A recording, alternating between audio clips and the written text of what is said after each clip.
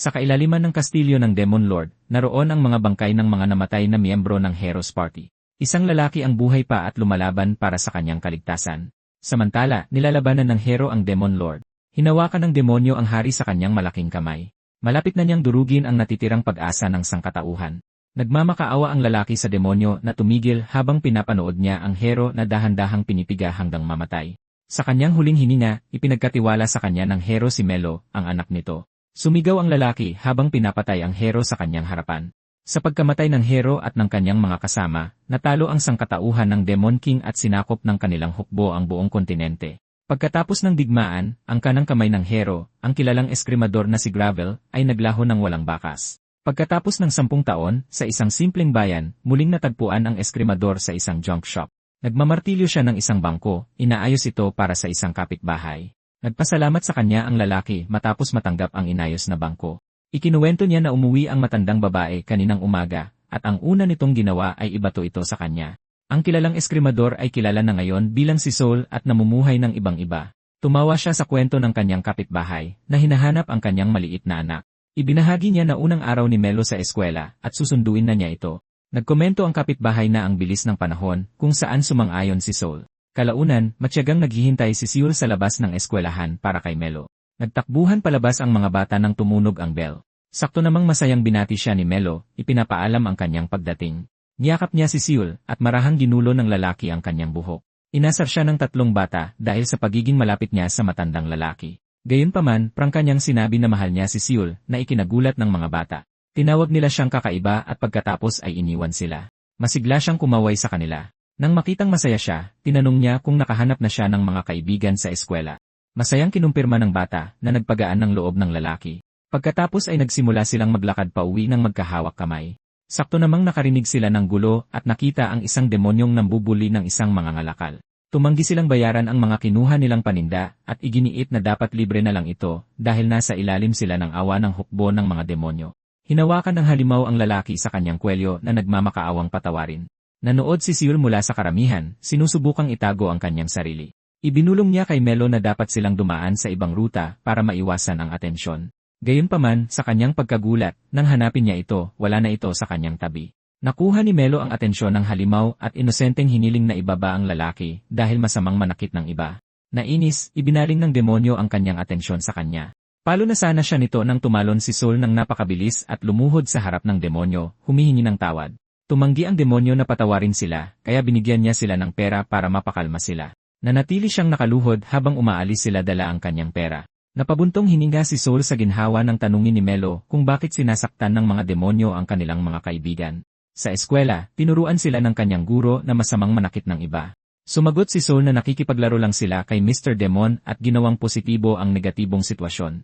Matapos nilang tulungan ang mga ngalakal na ibalik ang kanyang mga paninda, nagpatuloy sila sa paglakad pauwi. Isa lang ang hiling ni Soul ngayon, at iyon ay ang mamuhay si Melo ng masaya at mapayapa. Kinabukasan, nangalap silang dalawa sa gubat. Nalulung si Melo sa kanyang pagiging bata at nag-enjoy sa mga bulaklak. Marahang sinabi sa kanya ni Soul na maghanap din ng pwedeng kainin. Pagkatapos ay nakahanap siya ng mandragora, at sa pagkakataong ito, napikon si Soul, inuulit na maghanap siya ng pwedeng kainin. Gayunpaman, hindi siya nakinig at patuloy na nalilibang sa iba't ibang halaman.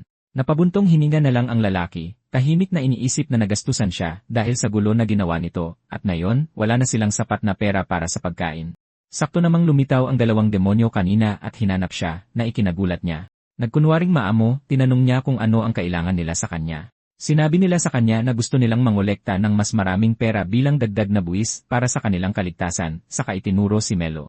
Natulala si Soul. Nag-backfire ang padalos-dalos na ginawa niya kanina. Ipinaliwanag niya na kapos din sila sa pera, at umabot na sa pangangalap ng ligaw na halaman para makakain.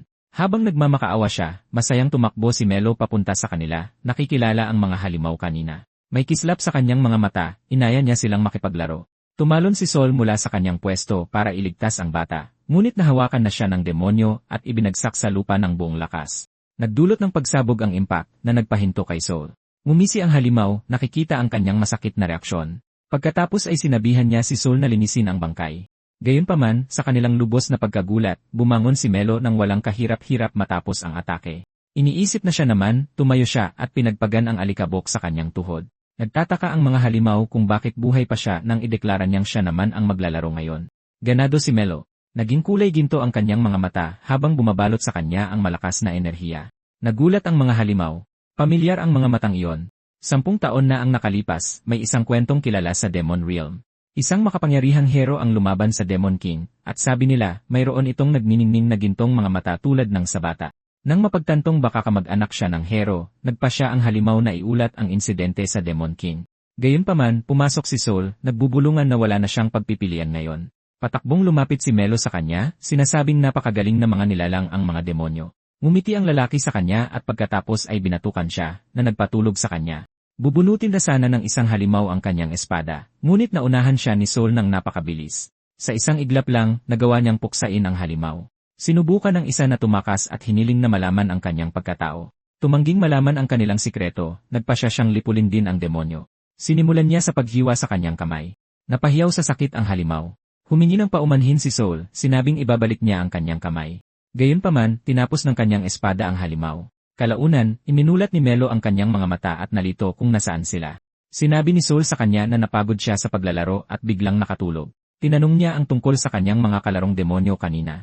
Sumagot si Soul na kinailangang umalis ng maaga ng mga halimaw, ngunit nagpapasalamat sila sa pakikipaglaro sa kanila. Nagliwanag ang mukha ng bata sa tuwa nang marinig ito. Habang naglalakad sila pauwi, naalala niya ang mga ligaw na halaman, ngunit sinabi ni Soul na huwag na lang itong isipin. Mukhang balisa at hindi mapakali si Melo sa hapagkainan. Halos hindi niya ginalaw ang kanyang pagkain, na hindi niya karaniwang ginagawa. Napansin ito ni Seul at tinanong kung ayos lang ba siya, dahil karaniwan niyang inuubos ang kanyang plato. Tiniyak niya sa kanya na ayos lang ang lahat at busog lang siya. Matapos mangakong tatapusin ang pagkain mamaya, nagmadali siyang lumabas dala ang kanyang plato, sabik na maglaro. Naiwan si Sol sa mesa na nagtataka kung bakit siya nagmamadali. Sa labas, lumapit si Melo sa mga palumpong at maingat na gumapang at inalok ang isang nilalang ng kanyang tirang pagkain. Umuwol sa kanya ang nilalang at pagkatapos ay kinagat ang kanyang braso. Kahit na napangiwi siya sa sakit, sinubukan niyang pakalmahin ang kanyang alaga, si Gabu, at nangakong poprotektahan ito. Dahan-dahan niyang ipinakita dito na ligtas kainin ang sandwich. Sa huli, umatras ang nilalang at sinimulang lamunin ang sandwich. Habang pinapanood niya itong kumain, napagtanto niya na kailangan niyang makahanap ng magandang pagtataguan para kay Gabu, kung hindi, matutuklasan siya ni Seul. Sakto namang lumitaw ang lalaki sa likuran niya na ikinagulat niya. Tiningnan ni Seul ang nilalang na itinatago niya at sinuri ang kakaibang hayop. Sinabi niya sa kanya na hindi lang ito basta aso kundi isang halimaw na lalaki rin sa kalaunan. Malaki ang magagastos para pakainin ito, at wala silang sapat na pera para sa dagdag na bibig na pakakainin. Ipinilit niyang alagaan si Gabu, at inalok pa na hahatiin niya ang kanyang pagkain para sa alaga niya. Nangatuwiran si Sol na hindi niya rin naman maaalagaan ang nilalang ng matagal, kaya mas mabuting itapon na lang ito ngayon. Nagtitigan sila, at nagsimulang manginig ang bata, malapit ng umiyak. Sa huli, sumuko si Sol at hinayaan siyang alagaan si Gabu. Kalaunan, magkasamang hinihila ni Melo at Sol ang isang kariton na puno ng mga produkto. Ipinaalala ng lalaki sa kanya na kung gusto niyang alagaan ang kanyang hayop, dapat niyang matutunang pagtrabahuan ang pagkain nito. Masigla siyang sumang-ayon at nangakong pakakainin si Gabu. Bigla, isang lalaking nakakapaang tumakbo papalapit sa kanila at dumampot ng mga mansanas. Tiningnan ni Sol ang lalaki at pagkatapos ay ang batang babae, sinasabi sa kanya na anuman ang trabahong kunin niya, dapat niyang ibigay ang lahat. Bilang halimbawa, tinanggal niya ang kanyang bota at ibinato sa magnanakaw. Muli niyang sinabi kay Melo na dapat nilang palaging ihatid ang mga produkto sa eksaktong bilang. Kung hindi, mababawasan ang kanilang bayad. Kaya dapat niyang ituring na ginto ang bawat piraso ng produkto. Sumang-ayon si Melo at nagpatuloy sila sa paghila ng kariton. Bigla, lumapit sa kanila ang mga halimaw ng hukbo ng demonyo at tinitigan ang kanilang kariton. Hiniling nilang suriin ang kanilang kariton dahil may mga chismis na nag-ipon ng armas ang mga bandido laban sa hari ng demonyo. Ikinatuwiran ni Melo na mga mansanas ang dala nila at hindi mga armas. Natatarantang tinakpan ni Sol ang kanyang bibig para pigilan siyang magsalita ng padalos-dalos. Pagkatapos ay mapagkumbaba niyang ipinaliwanag na sila ay mga tagahatid mula sa taniman ng prutas at kailangan nilang ihatid ang mga produkto bago lumubog ang araw. Inakusahan sila ng mga demonyo na bastos at walang galang sa hukbo ng demonyo. Inakala nilang may lason siguro ang mga mansanas. Nagpa siya ang isa sa kanila na itapon ang mga ito at sinimulang durugin ang mga mansanas isa-isa. Naggitngit sa galit si Sol. Pinagtitripan lang sila dahil naiinip ang mga halimaw sa kanilang pagpapatrolya. Inis na sinabi ni Melo sa kanila na hindi dapat sila nagsasayang ng pagkain. Nagalit, naghanda ang mga halimaw na atakihin ang bata para turuan siya ng leksyon. Subalit, bago pa man tumama ang atake, tumalon si Gabu at ibinaon ang kanyang mga ngipin sa halimaw. Bilang ganti, hinawakan nito si Gabu at ibinagsak ang maliit na nilalang sa lupa ng buong lakas. Natigilan sa gulat si Melo habang tinitingnan ang kanyang alaga na hindi gumagalaw sa lupa. Tumakbo siya papunta kay Gabu at dahan-dahan itong binuhat. Niyakap niya ito ng mahigpit at iniyakan ang kanyang alaga. Sa pagitan ng mga hikbi, tinawag niyang malupit at kasuklam-suklam ang mga halimaw sa pananakit sa nilalang. Siyempre, pinagtawanan siya ng mga demonyo dahil sa pagiging iyakin. Sa galit, hindi niya namamalayang na-activate ang kanyang kapangyarihan at idineklara na hindi niya patatawarin ang dalawa. Nang makitang nagalit siya, nataranta si Sol at sinubukang pakalmahin siya. Ngunit huli na ang lahat dahil nagising na ang kanyang kapangyarihan at handa na siyang maghiganti para sa kanyang minamahal na alaga. Nagulat ang dalawang halimaw sa kanyang pagbabago, iniisip kung isa rin siyang halimaw. Tiningnan muli ni Melo si Gabo at inalala ang kanilang masasayang alaala. Nangako siyang poprotektahan ito ngunit nabigo siya. At ngayon, dapat magbayad ang mga demonyo. Gamit ang kanyang kapangyarihan, nagpakawala siya ng atake sa mga halimaw. Ngunit pinigilan siya ni Sol na gawin ito. Habang bakas pa rin ang galit sa kanyang mga mata, sinabi niya sa kanyang amo na tumabi. Sinubukan niyang pakalmahin ito, ngunit tumanggi siya, desididong pagbayarin ang dalawa sa pagpatay sa kanyang alaga. Pagkatapos ay nagpakawala siya ng sunod-sunod na atake na sinangga ni Sol. Sumigaw siya para patigilin at pakalmahin ito. Naalala niya na noong nakilala niya si Gabu, puno ng sugat ang nilalang. Naglalaro siya sa loob ng gubat at aksidenteng natagpuan si Gabu na nagtatago sa likod ng makakapal na palumpong. Labis siyang naawa sa kaawa-awang nilalang at nagpa siyang alagaan ito. Gayunpaman, nabigo siya at sinisisi ang sarili sa nangyari kay Gobyo. Hindi mapigilang luha ang dumaloy sa kanyang mukha at ibinunton niya ang kanyang galit sa dalawang demonyo. Nagpakawala pa siya ng mas malakas na kapangyarihan at sinubukang tapusin muli ang dalawang kaaway. May napagtanto si Sol at lumundag kasunod ni Melo, natatarantang sinasabi na buhay pa si Gabu. Huminto ang kanyang kamao sa ere nang marinig ito. Sinabi ni Sol sa kanya na kailangan niyang dalhin ang kanyang alaga sa doktor sa susunod na bayan. Sa bilis niya, madadala niya ito doon para iligtas ang buhay nito. Kumalma siya dahil dito, at tiningnan si Gabo na nakahiga pa rin sa lupa. Pagkatapos ay nakita niya itong gumalaw ng bahagya, at dali-daling lumapit dito. Agad na umungol ang alaga, at nagliwanag ang mukha niya nang makitang buhay ito. Lumingon siya sa kanyang amo, na hinimok siyang dalhin ang alaga sa pinakamalapit na doktor. Ayaw magsayang ng oras, ginamit niya ang kanyang sobrang bilis at nagmadali papunta sa pinakamalapit na bayan. Dahil dito, nakahinga ng maluwag ang dalawang demonyo, nagpapasalamat na buhay sila matapos ang komprontasyon sa bata. Gayunpaman, hindi pa sila tuluyang ligtas. Lumapit si Sol at inunat ang kanyang mga braso. Sinabi niya na kapag may nasasaktang mahalaga sa kanya, madalas siyang nawawalan ng kontrol. Mabait talaga siyang bata at masyadong mahalaga para sa mundong ito. Kaya kailangan niyang gawin ang maruming trabaho at pumatay para sa kanya. Umatras ang isang halimaw at akmang bubunutin ang kanyang espada nang unahan siya ni Sol at itinutok sa kanya ang sandata. Naalala niya ang kanyang nakaraan kasama ang bayani, iniisip na nagmana talaga sa kanya ang kanyang anak na babae. Kinuha niya ang espada at naglakad patungo sa kanyang mga kalaban. Samantala, sa kastilyo ng demonyo, naglalaro ng chess ang hari ng demonyo. Ipinatawag niya ang kanyang espesyal na auditor, si Claude, para magsagawa ng investigasyon tungkol sa sunod-sunod na pagkawala sa kanilang hanay. Sinunod ng tapat na lingkod ang kanyang utos at nanumpang kikilos agad. Dumating si Claude sa bayan ng Howell sa utos ng hari ng demonyo upang imbestigahan ang mga pagkawala sa kanilang hukbo. Naalala niya ang usapan nila ng hari ng demonyo na bawat nawawalang tao ay nawala habang nasa tungkulin kasama ang isang kasama at hindi nag-iisa. Dahil dito, kailangan niyang imbestigahan ang mga misteryosong pagkawala. Naglakad-lakad siya sa bayan at napansin na hindi na ito kasing ganda ng dati. Dati itong isang maunlad na lungsod ng kalakalan at karibal ng banal na kabisera sa kasaganaan. Maayos na kinokolekta at inihahatid ang mga buwis sa punong tanggapan, kaya walang problema tungkol dito. Marami sa mga nawawala ay tila mula sa garison, kaya nagpa siyang simulan ang investigasyon mula sa kanilang base militar sa bayan. Sakto namang nakarinig siya ng mga batang binubuli ng ilang demonyo. Dinuraan nila ang maiingay na batang tumatakbo. Sa halip na matakot, ininis ni Melo ang mga demonyo at sinubukang babalaan siya ng kanyang kalaro. Pinanood ni Claude ang nangyayari at napansin na maraming magaspang na taong butiki doon. Kung natatandaan niya, direktang naglilingkod ang commander ng garrison sa ilalim ni Colonel Down. Nag-aalala siya na madalas mangyari ang ganitong gulo. Sakto namang sumingit si Sol at iniligtas ang mga bata sa kapahamakan. Ngumiti siya at nakiusap na patawarin ng mga demonyo ang mga bata, nangangakong didisiplinahin niya sila ng maayos. Habang nangyayari ito, patuloy pa ring nagmamasid si Cloud. Nagpatuloy si Sol sa pagmamakaawa at lumuhod pa sa harap ng mga demonyo. Walang kamalay-malay, tiningnan ni Melo ang kanyang kaibigan at nagtanong kung mapanganib ang demonyo. Tanging sigaw lang ang nagawa ng bata sa kanyang walang magawa at inosenteng kaibigan. Hindi sang-ayon si Claude sa kung paano kumilos ang mga demonyo sa paligid ng mga tao. Hindi niya gusto kapag inaabuso ng mga sundalo ang kanilang kapangyarihan at nanggugulo sa bawat bayan. 10 taon na ang nakalipas, nang matalo ang sangkatauhan sa Demon King, tuluyang nagbago ang mundo at wala nang makakapigil dito ngayon. Idineklara ng halimaw na patatawarin niya ang lalaki at mga bata sa pag-istorbo sa araw niya, pero bilang kabayaran, kukunin niya ang braso nito. Itinaas ng halimaw ang kanyang espada at hahampasin na sana si Sol nang makialam si Cloud at tinaga ang halimaw. Napakabilis ng pangyayari kaya't parehong nagulat ang halimaw at si Sol. Niyakap ni Sol ang mga bata palayo sa nakakakilabot na tanawin. Lumingon siya sa babae na nagdeklara lang na hindi niya maaaring baliwalain ang harap-harapang pagsira ng mga hamak na demonyo sa mga ari-arian ng Demon Lord.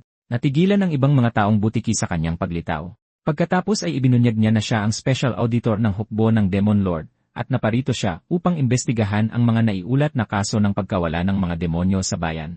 Hindi makapaniwala ang mga taong butiki na tao ang isang special auditor. Naramdaman ang kanilang pagdududa sa kanya, binunot niya ang kanyang espada at hinamon sila sa isang laban. Dahil sa insulto, inilabas din ng mga demonyo ang kanilang mga sandata at sumugod sa kanya. Sakto namang dumating ang isang nakatataas na taong butiki at inanusyo na may mensahe mula sa headquarters na dapat silang makipagtulungan sa special auditor. Ngumiti ang commander sa kanya at humingi ng paumanhin para sa kawalang-galang ng kanyang mga tauhan. Nag-alok siyang ipahiram ang kanyang mga tauhan at tumulong sa anumang paraan sa kanyang investigasyon. May mapanganib na mga mata, inutusan niya silang huwag makialam sa investigasyon, at siya na mismo ang tatawag sa kanila kung kailangan niya ng tulong. Nagsimulang maglakad palayo ang commander kasama ang kanyang tauhan, ngunit tinawag niya ito pabalik at inihagis sa direksyon niya ang putol na kamay ng kanyang tauhan. Kalmado niyang sinalo ang kamay at tumalikod para umalis, ngunit naggitnit ang kanyang mga ngipin sa galit. Sumumpa siyang pagbabayarin niya ito sa kanyang kayabangan. Lumapit si Melo sa kanya na tila humahanga sa kanyang ginawa. Sumali rin ang kanyang maliit na kaibigan na si Nico at sinabing napakagaling niya dahil tinalo niya ang mga sundalo mula sa hukbo ng Demon King. Nagpasalamat din si Sol sa kanya sa pagligtas sa kanila sa gulo. Ngumiti siya sa kanya at sinabing ginagawa lang niya ang kanyang tungkulin. Nagtataka, tinanong niya kung bakit hindi siya tumakbo kanina. Kung nahuli lang siya ng isang saglit, siguradong tinaga na siya. Dagdag pa, hindi man lang siya kumurap nang makita ang espadang papalapit sa kanya. Kinakabahan, sinubukan ni Sol na baliwalain ang nangyari at sinabi na lang na nawalan siya ng malay-tao. Napakaduwag niya raw kaya nadaig siya ng takot at natigilan siya sa kinatatayuan. Pinagtataka niya ang kanyang kilos. Sakto namang napansin ni Melo na tumatakbo si Gabo sa direksyon niya. Kitang-kita ng maayos at magaling na ang kanyang alaga. Nang makita ang isang demonyong hayop na nakawala sa lungsod, agad niyang binunot ang kanyang espada at sinubukang protektahan ang lahat mula rito. Gayunpaman, sa kanyang pagkagulat, madali siyang napigilan ni Sol sa pag-atake. Pinanood nila habang naglalaro si Melo kasama si Gabo. Ipinaliwanag ng lalaki na alaga yon ng kanyang estudyante na ikinagulat ni Cloud. Bukod dito, mas nagulat siya sa kakayahan nitong pigilan ang kanyang espada nang hindi man lang kumukurap. Nagtataka siya kung sino kaya ang lalaking ito. Kalaunan, inaalok ni Sol si Cloud ng isang basong tubig. Napakakulit ni Melo sa pag-imbita sa kanya sa kanilang bahay, at ngayon, wala siyang maialok kundi tubig na inumin. Wala siyang problema doon at sinabing bahagi ng kanyang trabaho ang makipag-ugnayan sa mga mamamayan. Sinuri niya ang bahay at napatingin sa mga laruan ng bata. Pagkatapos ay inusod ni Melo ang isang balde ng cookies sa direksyon niya. Huminto siya sandali at pagkatapos ay masiglang sinabi kung gaano kasarap ang cookies. Ibinahagi ni Sol na bigay yon ng kapitbahay nila. Pagkatapos ay kumagat siya at nagkomento na medyo tuyo ito. Inaasahan ni Melo at Gabu na magugustuhan niya ito. Nang makita ang masiglang itsura sa mukha niya, isasauli na sana niya ang cookie, ngunit nagpumilit si Melo, sinasabing gusto niyang ibahagi ito sa kanya. Dahil dito, nagpasya siyang hatiin sa gitna ang cookie. May malaking ngiti sa kanyang mukha, iminungkahi niyang sabay nilang kainin ito. Sa ganitong paraan, masasarap pa ito. Buong pusong tinanggap ni Melo ang cookie at ibinahagi pa ito kay Gabo. Pinapanood siya ni Cloud at may naalala mula sa kanyang nakaraan. Ang sarili niyang kapatid na ngumingiti pabalik sa kanya habang kumakain ng paborito nitong sandwich. Pinigilan niya ang kanyang emosyon at biglang tumayo mula sa kanyang upuan. Sinabi niyang kailangan na niyang umalis dahil may mga natitira pa siyang trabahong kailangang tapusin. Inihinatid nila siya sa pag-alis habang masayang kumakaway si Melo bilang paalam. Lingid sa kanilang kaalaman, may isang nilalang na nakatingin sa kanila mula sa malayo na may ngisi sa labi. Pagbalik sa bayan, sinimulan ni Claude ang kanyang investigasyon tungkol sa mga posibleng tumiwalad. Nag-interview siya ng iba't ibang tao, ngunit pakiramdam niya ay wala siyang progreso. Umupo siya sa isang bangko, iniisip kung anong mga susunod na hakbang ang gagawin niya. Sakto namang may isang bata na tumakbo sa direksyon niya at nagbato ng bato. Sinubukan niyang babalaan ang bata na mapanganib ang kanyang ginagawa. Sa sandaling iyon, labis na humingi ng tawad ang ina ng bata sa kanya, nagmamakaawang palagpasin na lang ang kanyang anak. Dahil bata pa lang siya, wala pa siyang muwang at kinamumuhian lang niya ang hukbo ng Demon King. Suot niya ang sagisag ng hukbo ng demonyo, at dahil dito, naging kaaway siya sa kanilang paningin. Pinatay ng isang demonyo ang ama ng bata, kaya natural lang nakasuklaman niya ang lahat sa hukbo ng demonyo. Dahil isa siyang tao, marami ang tumatawag sa kanyang taksil dahil sa paglilingkod sa Demon King. Tinanong nila siya kung hindi ba siya nahihiya sa pagtataksil sa kanyang lahi. Pagkatapos ay lumuhod siya sa harap ng bata at humingi ng paumanhin sa kanya dahil natakot niya ito. Hinihiling ng bata na ibalik nila ang kanyang ama, ngunit tinitigan lang siya ni Cloud na may pakikiramay, nauunawaan ang kanyang sakit. Samantala, sa kanyang paggawaan, nahihirapan si Sol na ayusin ang isang sirang upuan. Mukhang hindi na maaayos pero susubukan pa rin niya. Sakto namang dumating si Cloud at tinanong kung ano ang kanyang ginagawa. Kaswal lang na sumagot si Sol na nasa eskwelahan si Melo. Nalilito siya sa kanyang trabaho dahil ang nakasulat sa karatula sa labas ay junk shop daw ito.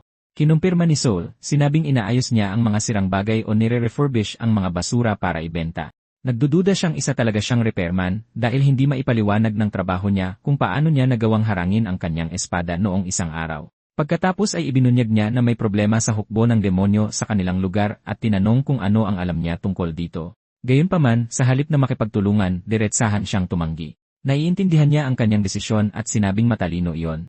Sakto namang may narinig silang kakaibang ingay mula sa likod bahay. Pumunta sila para mag-imbestiga at nakahanap ng isang sulat kasama ang sagisag ng hukbo ng Demon King.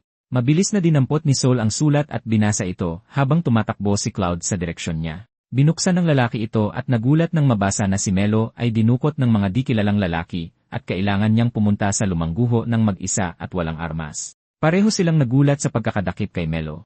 Si Cloud naman ay nagalit at ibinuhos ang kanyang pagkadismaya sa shed ng junk shop ni Sol. Humingi siya ng paumanhin sa kanya dahil nadamay sila dahil sa kanya at nangakong tutulungan siyang bawiin ang kanyang anak. Nilinaw ni Sol na hindi siya ang ama ni Melo na ikinagulat ni Cloud. Idinagdag niya na kahit hindi niya anak ang bata, ito ang pinakamahalagang bagay na isinumpa niyang protektahan. Lubos siyang natigilan nang makita siyang may hawak na espada dahil hindi niya nakitang binunot niya ito mula sa kanyang kaluban. Hindi niya pinansin ang tanong nito at ipinaalala na hindi sila dapat magdala ng anumang armas para sa kaligtasan ni Melo. Pumayag siya at nagtungo sila sa kinaroroonan ng bata. Kalaunan, sinalubong sila ng commander na nag-utos na dakpin si Melo. Sa galit, dinuraan niya ito dahil sa pagnanakaw sa buwis at pagkatapos ay idinamay pa ang isang inosenteng bata sa kanilang alitan. Ngumisi ito sa kanya at tinawag siyang aso dahil sa pakikialam sa hindi niya dapat pakialaman. Hindi niya matatanggap kailanman na nakuha niya ang pabor ng kamahalan dahil sa kanyang husay sa espada. Pagkatapos ay itinaas niya ang kanyang sandata laban sa bata.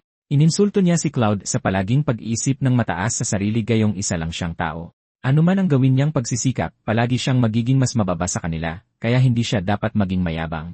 Humagulgol ang bata ng walang tigil, nilalamon ng takot. Nagulat ang dalawang matanda na hindi pala si Melo iyon, kundi ang kanyang kaibigan, si Nico. Nagkatinginan sila ng may pagtataka. Napagtanto nila na hindi makilala ng mga demonyo ang mga batang tao tulad ng kung paano nahihirapan ang mga tao na kilalanin ang mga demonyo. Kahit na mapanganib pa rin ito para sa isang batang tao.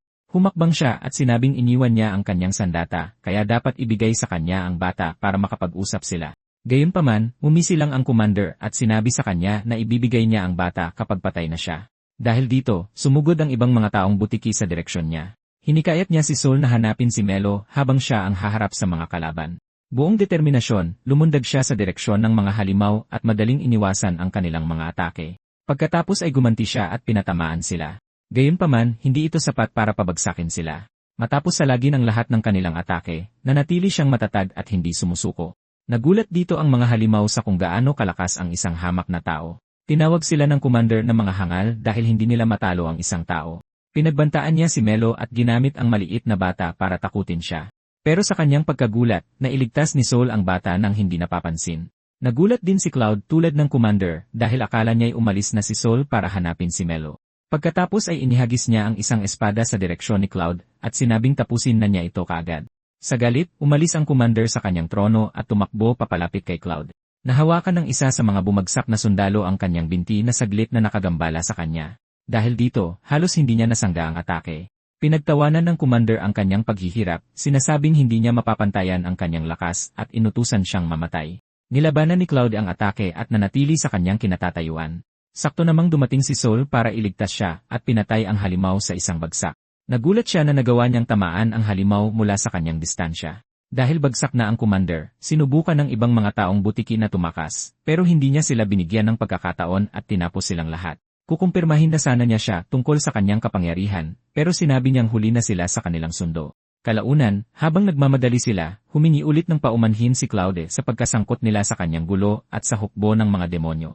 Giit ni Sol na hindi niya kasalanan at ang mahalaga ay ligtas ang bata. Nabibigatan pa rin si Cloud sa isiping iyon, kaya para gumaan ang kanyang loob, sinabi ni Sol na malaking tulong si Claude dahil inasikaso nito ang mga alipors. Pero, nagbago ang tindi ng kanyang tingin at ipinahiwatig na alam niyang bahagi siya ng hukbo ng mga demonyo. Naalala niya ang mga sinabi ng hari ng demonyo sa kanya at ang kanyang misyon na imbestigahan ang mga kaso ng pagkawala sa hanay ng mga demonyo. Magpapaliwanag na sana siya nang ihagis niya ang isang martilyo sa direksyon niya. Sa seryosong tono, sinabi niya na dapat niyang ayusin ang bodega ng kahoy na sinira niya kanina. Pagkatapos niyang ayusin ito, maaari na silang maging patas at maghiwalay ng landas. Sa wakas ay nakarating sila sa bayan kung saan naghihintay sina Melo at ang ina ng bata. Nagningning ang mga mata ng bata nang makita ang tagapag-alaga niya na buhat ang natutulog niyang kaibigan. Humingi siya ng paumanhin sa kanya sa pagkahuli nila. Niyakap ng mahigpit ng ina ni Nico ang bata at nakahinga ng maluwag matapos makitang ligtas ang kanyang anak. Tinanong niya kung saan nila natagpuan ang bata. Ipinaliwanag ni Sol na nag-away-away ang ilang eskwadron ng demonyo dahil sa ninakaw na pera mula sa buwis. Pagkatapos ay itinuro niya si Cloud at ipinakilala bilang auditor na nagligtas sa bata habang inaawat ang gulo. Doon niya napagtanto na gusto niyang iulat niya ang insidente sa headquarters. Nagtataka siya kung sino ba talaga siya. Bilang isang kapwa eskrimador, dapat niyang malaman ang tunay niyang pagkatao at aalamin niya ito. Nagmamadali si Sol habang pasan-pasan si Melo sa kanyang likod. Huli na sila sa eskwela at pinapagalitan niya ang bata dahil sa hindi pagtingin sa orasan sa umaga. Habang kalmadong kumakain ng almusal, sinabi niya na hanggang tanghalian lang ang klase niya. Naiinis, sinabi niya na sana ay sinabi niya ng mas maaga dahil 4 na oras lang niyang mabubuksan ang tindahan at mawawalan na naman siya ng kita. Biglang sumaya ang kanyang mukha nang makita niya si Cloud na naghihintay sa kanila. Binati sila ng babae. Samantala, nagtataka si Sol kung bakit nandoon na naman ang auditor. Patas na sila pagkatapos ng insidente kahapon, at ibig sabihin, wala na siyang kailangan pa sa kanya.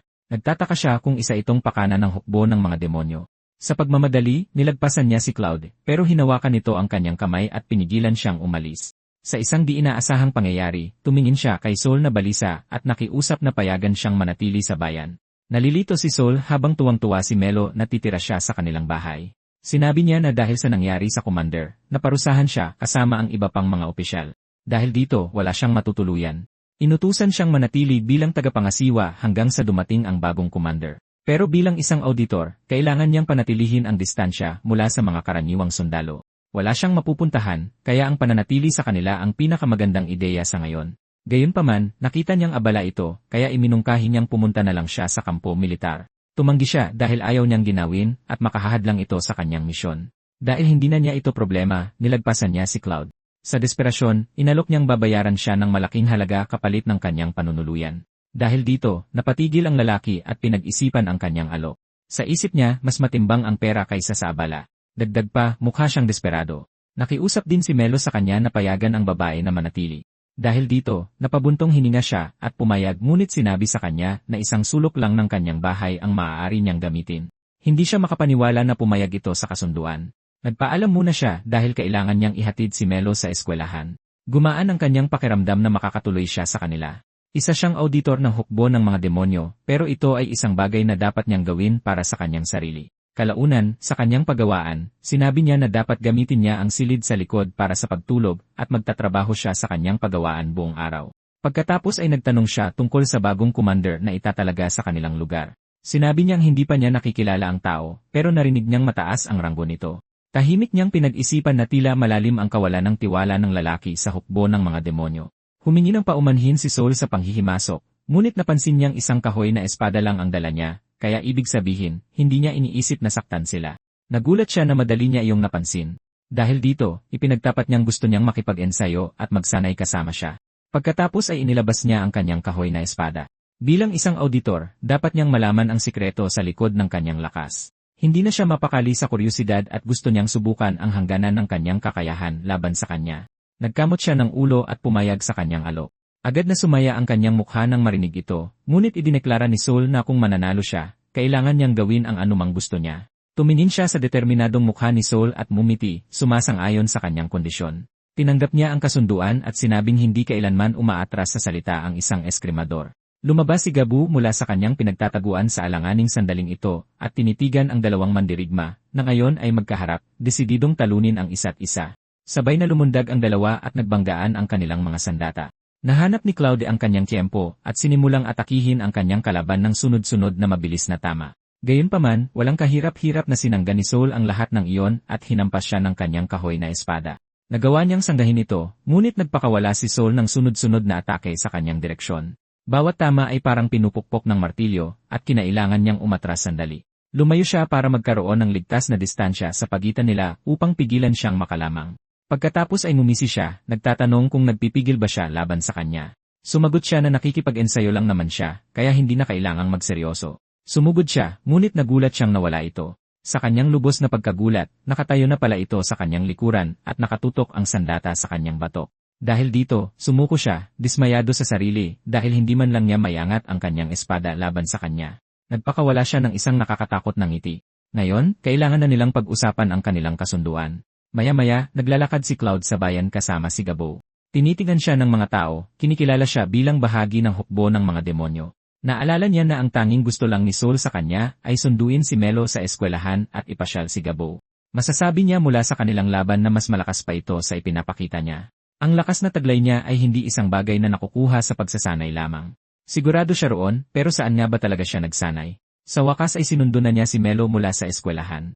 Nagpahayag siya ng panghihinayang na siya ang sumusundo sa bata dahil baka hindi ito kaaya-aya para dito. Gayunpaman, sinabi ni Melo na masaya siyang makita siya. Habang nagniningning sa tuwa ang kanyang mukha, sinabi niyang gustong-gusto niyang umuwi kasama ang kanyang amo. Pero kapag kasama si Cloud, pakiramdam niya ay bigla siyang nagkaroon ng ina. Dahil sa pagkailang, iniiwas ng auditor ang kanyang tingin. Dahil dito, tinanong niya kung bakit hindi niya tinatawag na Papa si Soul. Ipinaliwanag niya na hindi siya pinapayagang tawagin siyang ganoon dahil iba ang kanyang ama.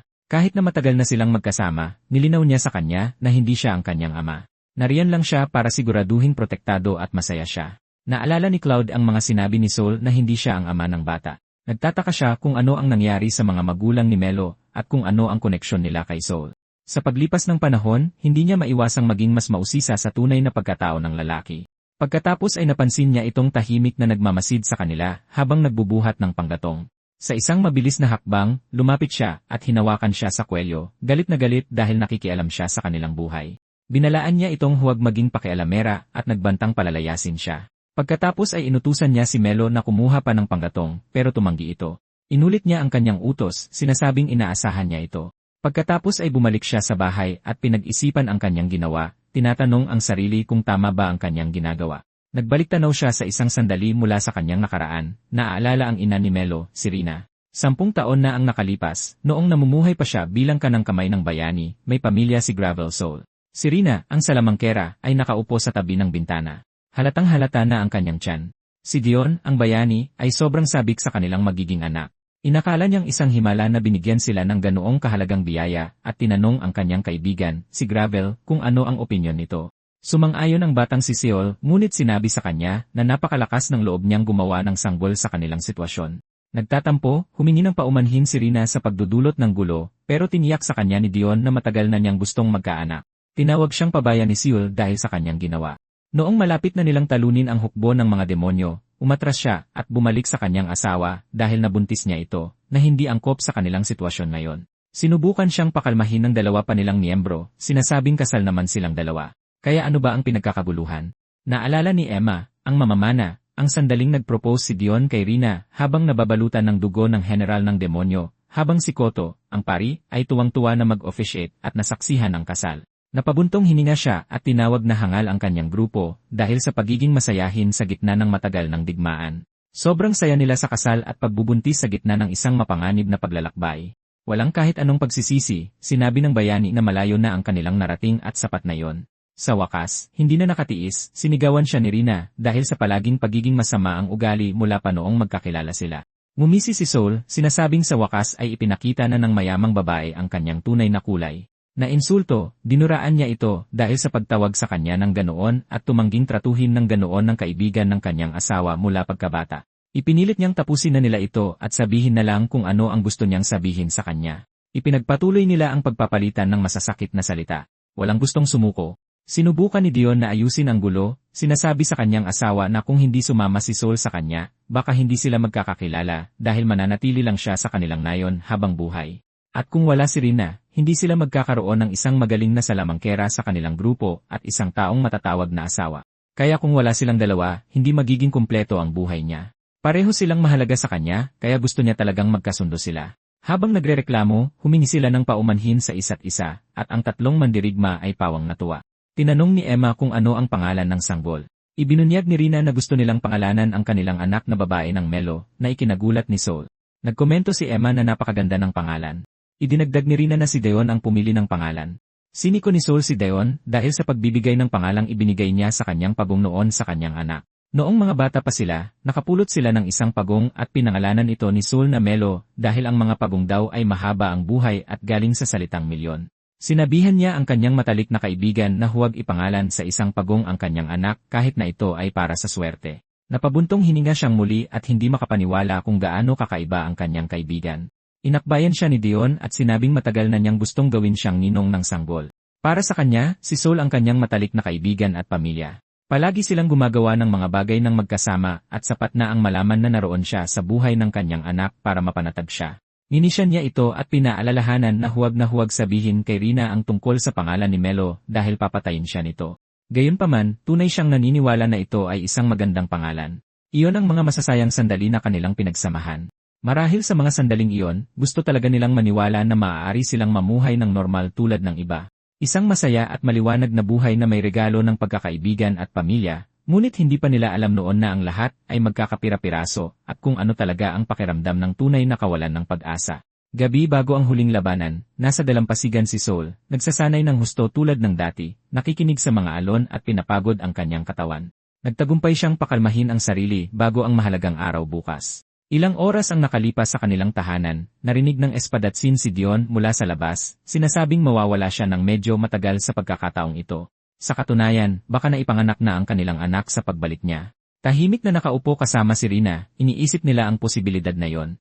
Ang itsura sa kanyang mukha ay nag-aalala sa kanya, ngunit nanumpa lamang siyang gagawin ang lahat para sa kanyang anak at sa lahat. Hindi niya talaga naintindihan kung ano ang ibig sabihin ng pagiging bayani noon. Ngayon, ang layunin at mga responsibilidad na kaakibat nito ay hindi na maaaring maging mas malinaw pa. Nakikinig si Sol sa tapat at puno ng pag-asang pag-uusap na ito. Ngayon, hinigpitan niya ang hawak sa kanyang espada para ipagpatuloy ang pagsasanay, hindi maintindihan kung bakit napaka-espesyal ng isang anak sa kanyang mga kaibigan. Dumating ang umaga at maraming tao ang nagtipon sa pasukan ng nayon. Habang nagpapaalam sa isa't isa ang grupo ng bayani at mga taga-nayon, nais ang kaligtasan ng bawat isa. Nakita ni Rina si Sol na matatag na nakatayo sa malayo. Nang marinig ang tawag niya, napabuntong hininga siya at nagtaka kung bibigyan na naman ba siya nito ng isa pang sermon. Hiniling niya sa kanya na alagaan si Deon, ngunit nakatuwiran siya na ang bayani ay kayang harapin ang mga bagay ng mag-isa. Kumapit siya sa kanya sa pagkakataong ito, halos nagmamakaawa sa espadatsin. Dahil sa desperasyon sa kanyang mga mata, sinabi niyang gagawin niya, idinagdag na mas matagal na niyang kilala ang kanyang kaibigan kaysa sa kanya. Kung maaari, gusto sana niyang sumama sa kanila hanggang sa huli, sinasabihan siyang gawin ang gusto niya. Sabi ni Sol, maaari siyang sumunod sa kanila kapag naipanganak na ang bata. Ang kanyang di karaniwang mabait na mga salita ay nagpaiyak sa kanya, na nagbigay daan sa kanya, upang sa wakas ay magpaalam sa kanyang mga kaibigan sa kanilang huling paglalakbay. Umaasa sina Emma at Koto na maipanganak na malusog ang sanggol at hindi na makapaghintay na makilala ito. Samantala, tahimik na naglalakad sa likod ng grupo ang espadatsin. Tinanong ni Dion kung nalulungkot ba siya nang wala si Rina dahil wala na siyang kaaway ngayon. Bagamat hindi niya ito iniinda, tila masyadong maayos ang magiging ama para sa isang aalis. Hindi niya ito itinanggi, sinasabing magkakaroon ng mapayapang mundo ang kanyang anak sa kanyang pagbabalik. Tutal, iyon naman ang inaasahan niya. Medyo positibo ang pananaw sa buhay, pero ang buong pamilya na nagpipiknik nang hindi nag-aalala sa mga halimaw, naglalatag ng tanghalian, at naglalaro sa ilog ay isang pangarap. Hindi na kailangang sabihin pa, pero kasama nila si Sol sa picnic na yon. Pamilya rin naman siya. Nagdududang tinitigan ng espadatsin ang kanyang kaibigan, ngunit hindi mapigilan ang gaan sa kanyang puso, habang masayang lumulundag si Dion, pinapangarap ang araw na yon. Sumuko, sinundan niya sila na may parehong pangarap. Makalipas ang 42, nasa silid na sila ng trono ng hari ng demonyo. Hingal na hingal si Sol dahil sa pagod.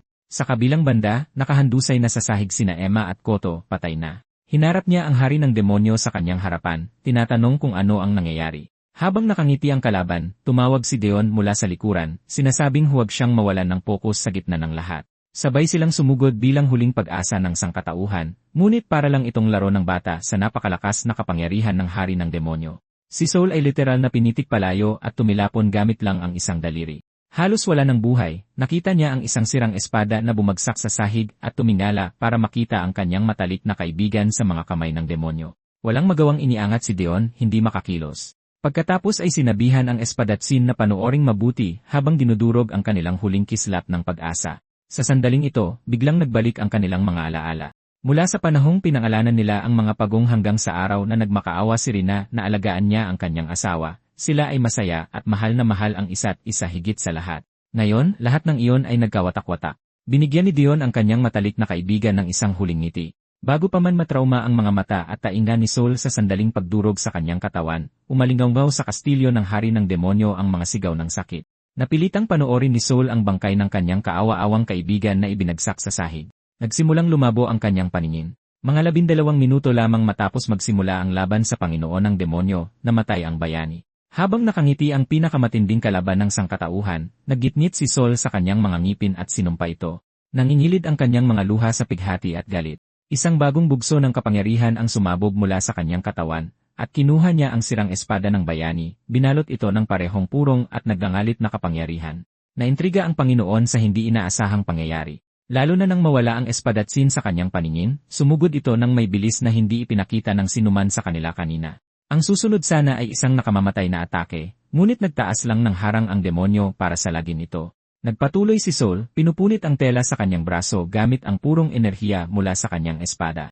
Sa kasamaang palad, hindi pa rin ito sapat at madali siyang naitaboy. Hindi pa siya tapos. Nagpakawala ng isang magic blast, nagawa niyang makakuha ng proteksyon at tumalbog mula sa pagbagsak upang lumusot sa usok ng pagsabog. Sa isa pang saksak, sa wakas ay naabot niya ang katawan ng Panginoong demonyo at nagulat din ito sa walang pigil at hindi inaasahang kapangyarihan. Ngunit walang intensyon ang tao na makinig sa alinman sa kanyang mga salita. Determinado siyang talunin ito ng tuluyan, ibinuhos niya ang lahat sa huling ataking ito, walang pakialam sa kung ano ang susunod na mangyayari. Tumama ito. Sa isang nakakasilaw na liwanag, sumabog ang katawan ng hari ng demonyo, at tila sa wakas ay nagwagi na ang sangkatauhan. Gayunpaman, si Soul ay nasa sahig, muling pinapanood ang pagbagsak ng espada ng yumaong bayani. Naalala niya ang lahat ng kanyang mga kasamang lumaban at napaluha, pakiramdam niya ay tapos na sa wakas. Subalit, bigla niyang narinig ang boses ng Panginoon, pinupuri siya sa paggawa ng kanyang makakaya. Niyakap siya ng masamang presensya, hinawakan ang kanyang kamay at nagsalita tungkol sa kung paanong ang isang batang tulad niya ay gumamit ng banal na espada. Sinabihan na siya ay masyadong padalos-dalos, hinikayat siyang maging mas matalino sa susunod. Ang tanging nagawa ni Soul ay ilingon ang kanyang ulo sa kalaban na buhay pa. Isa siyang sanggol na kadarating palang matutong tumayo at nais purihin ng kanyang mga magulang. Para ayusin yon, magiging istrikto siya kung kinakailangan. Kailangan niyang lumakas pa ng husto. Bumitaw ang presensyang sumasakal sa kanya. Paglingon niya, nakita niyang ganap nang nakabawi ang katawan ng hari ng demonyo.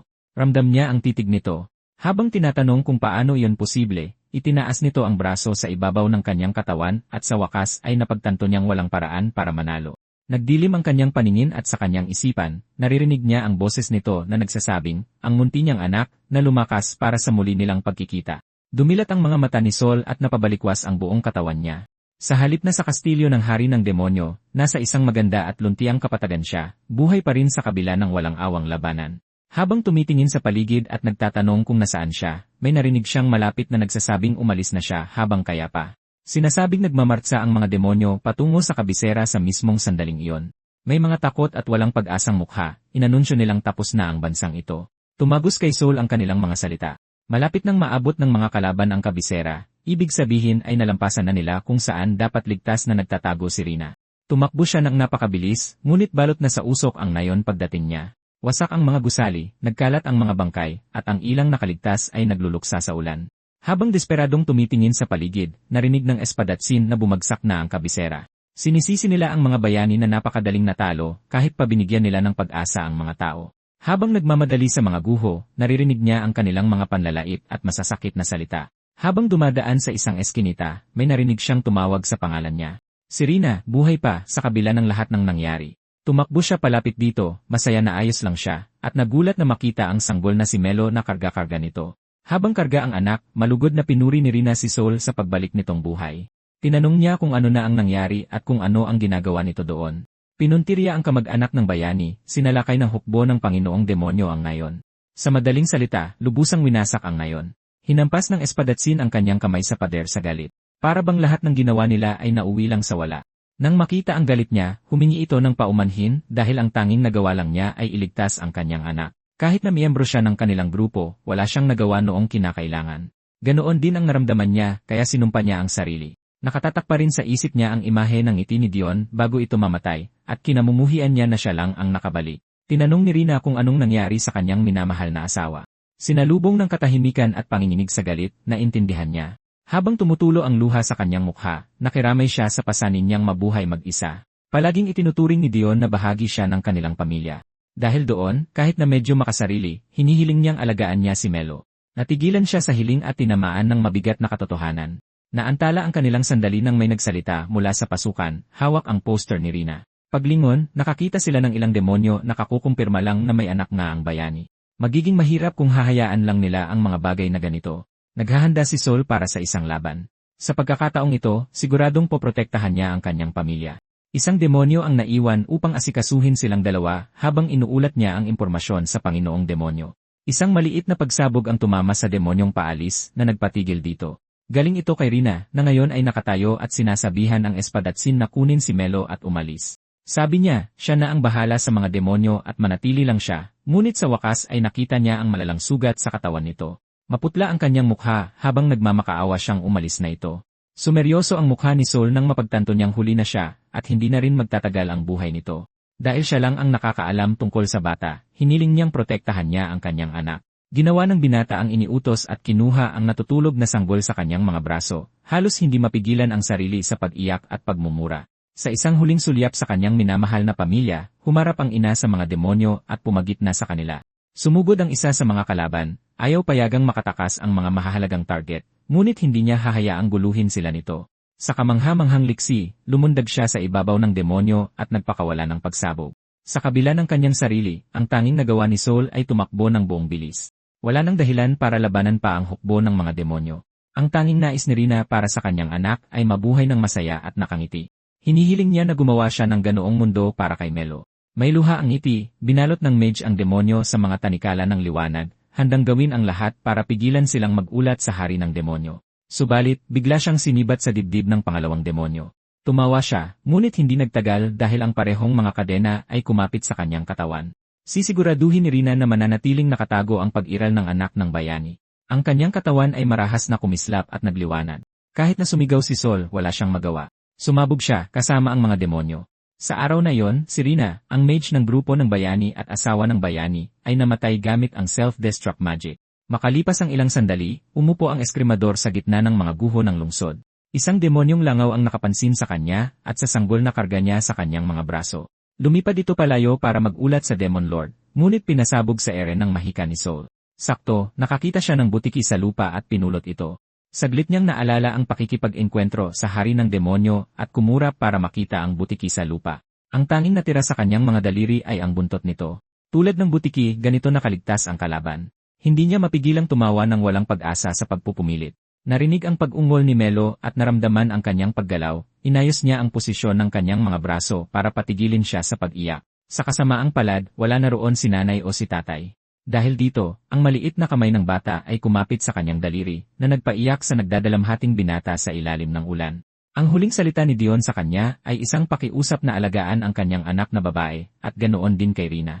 Pareho nilang ginawa ito ng may ngiti, at ngayon, magagawa na lamang niya ang eksaktong sinabi nila. Sumigaw si Sol, nanunumpa na protektahan si Melo at hindi hahayaang malaman ng Demon King o ng kanyang hukbo ang tungkol sa kanya. Habang natagpuan ni Dion ang kanyang layunin ng pagkabayani sa kanyang anak, napagtanto ni Sol na ito ang dahilan kung bakit siya nabuhay mag-isa. Hinaplos at niyakap ang maliit na bata, nangako siyang ituturo sa kanya ang mga kasanayang kailangan para mabuhay ng maligaya. Sa araw na yon, nagpasya siyang ialay ang natitira sa kanyang matigas na buhay para sa kinabukasan ng sanggol. Tulad ng butiki na tinatanggal ang buntot nito, binitawan niya ang kanyang buhay bilang isang mandirigma para mabuhay. Sa opisina ng demonyo sa lungsod, kinumpronta ng opisyal na si Sasa si Cloud, tungkol sa nangyari sa dating commander at ilang sundalo sa lugar. Ito ang sinasabi sa ulat. Sa madaling salita, ang kanyang orihinal na layunin na imbestigahan ang mga nawawalang sundalo ay hindi umusad. Tinanong siya kung ito ba talaga ang nangyari. Habang sumasagi sa isip niya ang imahe ni Saul, kinumpirma niya ito at nag-alok ng kanyang paumanhin. Mula sa sandaling iyon, ang utos at jurisdiksyon ay inilipat na kay Coronel Balaam. Ang kanyang kapalaran ay pagpapasyahan din sa huli. Ngunit sa ngayon, formal na ipinakilala ang auditor sa koronel at sinabihang makinig sa kanyang mga salita. May pag-aalala sa kanyang puso, tumingala siya sa kanya. Sa kanyang pagkagulat, pinitik niya ang kanyang mga daliri para buksan ang mga ilaw na nagpakita ng isang maliwanag na silid.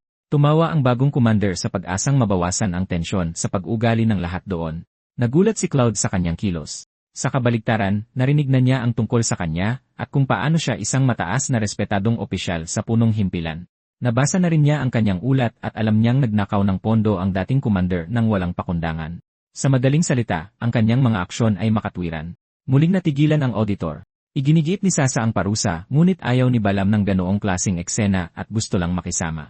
Bukod pa rito, gusto niya ang mga tao at nangangarap ng isang mundo kung saan ang mga tao at demonyo ay namumuhay ng mapayapa. Ang kanyang mga salita ay kahina-hinala sa madaling salita. Sakto, tinawag niya ang isang nagngangalang Vine. Isang masiglang boses ang nanggaling sa labas, at nakita nila ang isang batang demonyo na tumatalon sa buong silid para sagutin ang kanyang tawag. Tulad ng isang mabuting babae, ipinakilala niya ang kanyang sarili at tumugon kaagad nang siya'y tawagin. Ipinakilala siya ni Balaam bilang kanyang anak na babae. Dahil protektado siya sa buong buhay niya, gusto niyang lumabas siya sa isang bagong kapaligiran. Dagdag pa, naniniwala siyang magiging kapaki-pakinabang siya sa orihinal na dahilan ng pagpunta roon ng auditor. Nagtataka kung ano ang ibig niyang sabihin dito, sinabihan si Cloud na mayroong isang luma at katulad na kaso na naging gawa pala ng isang bayani. Mahigit 10 taon na ang nakalipas, nagsimulang maglaho ang mga sundalo ng walang bakas. Dahil sinasabing nagmula ang mga bayani sa mga ordinaryong tao, iminungkahi niya na may bagong lumitaw. Hindi siya makapaniwala, ngunit isiniwalat niya na naramdaman na ni Vine ang isang bagay na katulad nito sa sandaling pumasok sila sa lungsod. Kinumpirma ito ng babae. Tila, mayroon siyang natatanging kakayahang matukoy ang kakaibang amoy na taglay ng mga bayani. Ito ay isang napakatapang na amoy at kinasusuklaman niya ito ng labis.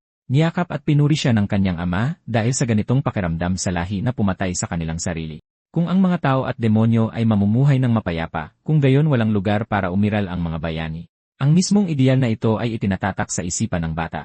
Napansin na nakatitig sa kanya si Cloud, umiti si Vine, at buong pagmamalaking sinabi na mas mabilis niyang mahahanap ang mga bayani kaysa sa kanya. Kumilos na siya at umalis nang hindi naghihintay ng utos. Nakakatuwa para sa kanyang ama ang kasabikan na ito, ngunit ipinaalala ni Balaam sa auditor na kailangan pa rin niyang ipagpatuloy ang kanyang investigasyon.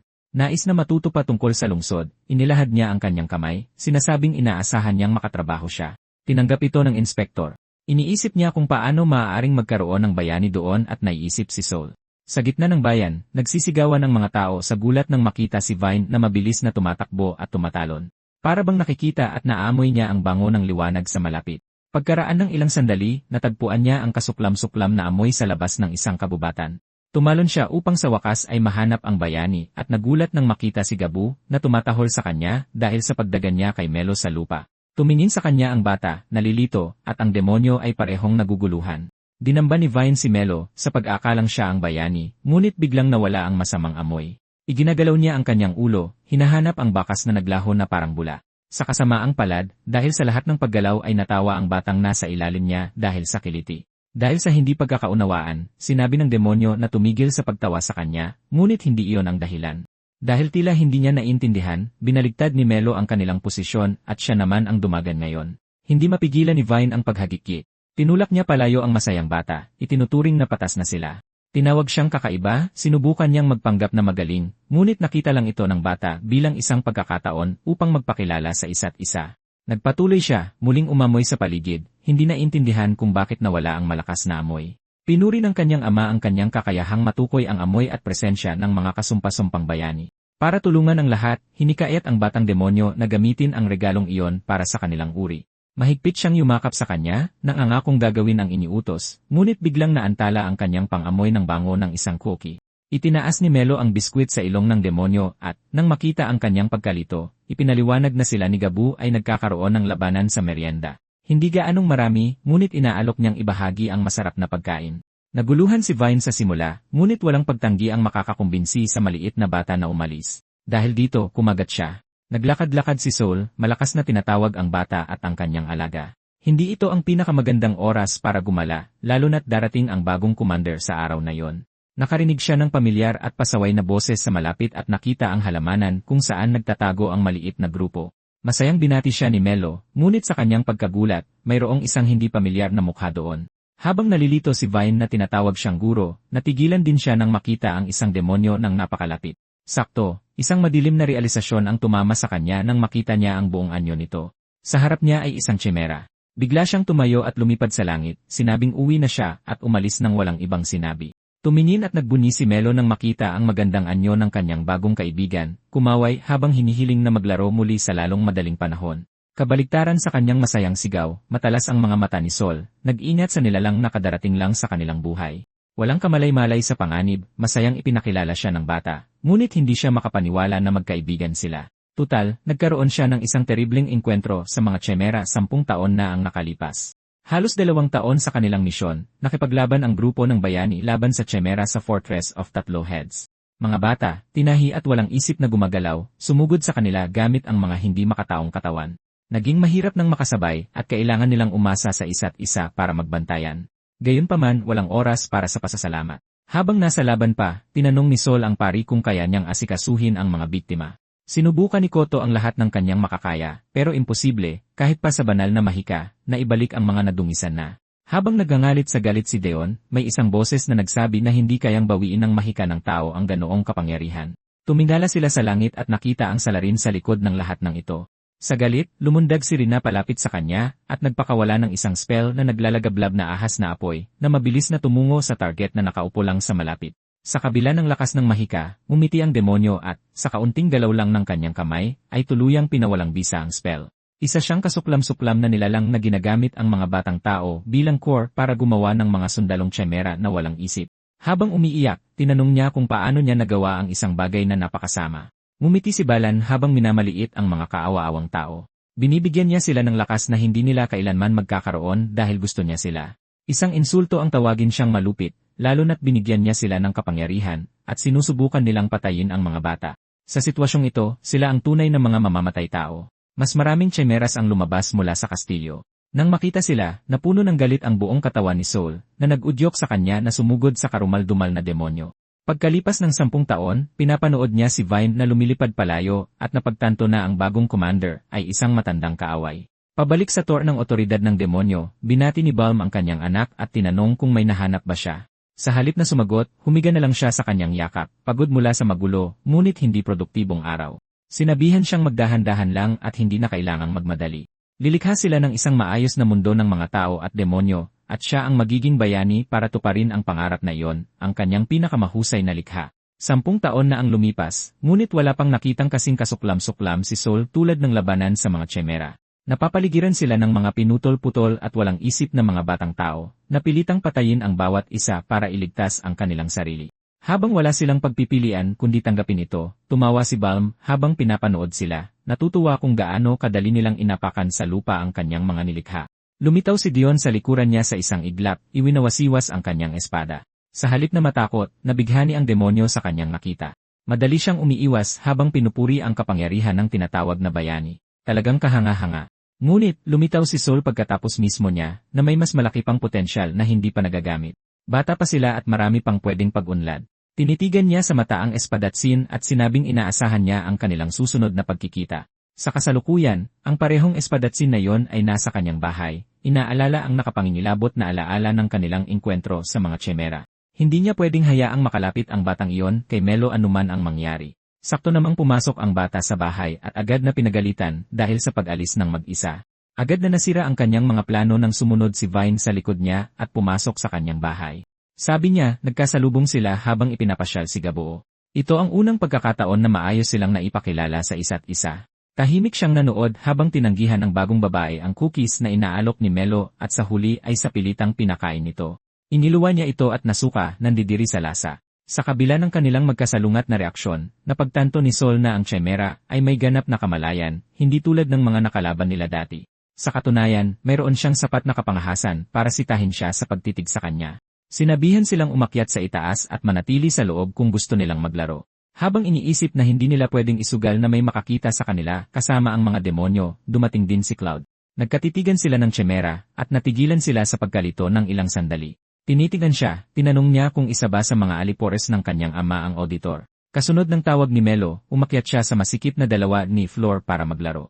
Bago pa man siya makagawa ng anuman, napasandal na lang sa pader ang auditor. Magaling siyang mandirigma, ngunit hindi siya makagalaw mula sa nakakatakot na titig ni Soul habang inaakusahan siya nitong may nalalaman. Sa hindi malamang dahilan, namula siya habang tinatanong kung ano ang ibig niyang sabihin. Nalaman na ang babae ay anak ni Colonel Balan.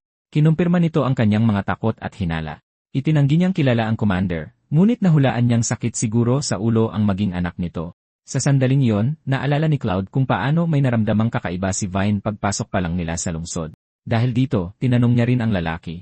Sa gitna ng tensyon, prangka niyang tinanong kung may koneksyon ba siya sa bayani. Nagpigil ng hininga ang auditor habang naghihintay, at parang isang taong may maraming karanasan, nagkunwari siyang walang alam, at tinrato pa siyang parang baliw dahil sa tanong. Dagdag pa niya, iginiit niyang delikado kahit ang pag-usapan lang ang mga ganoong bagay.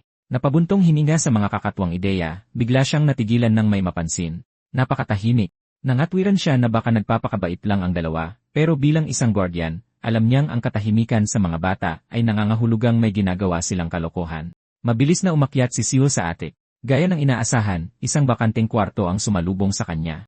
Doon, sa tabi ng bukas na bintana, ay may isang sulat na nagsasabing lumabas ang dalawa para mag-explore.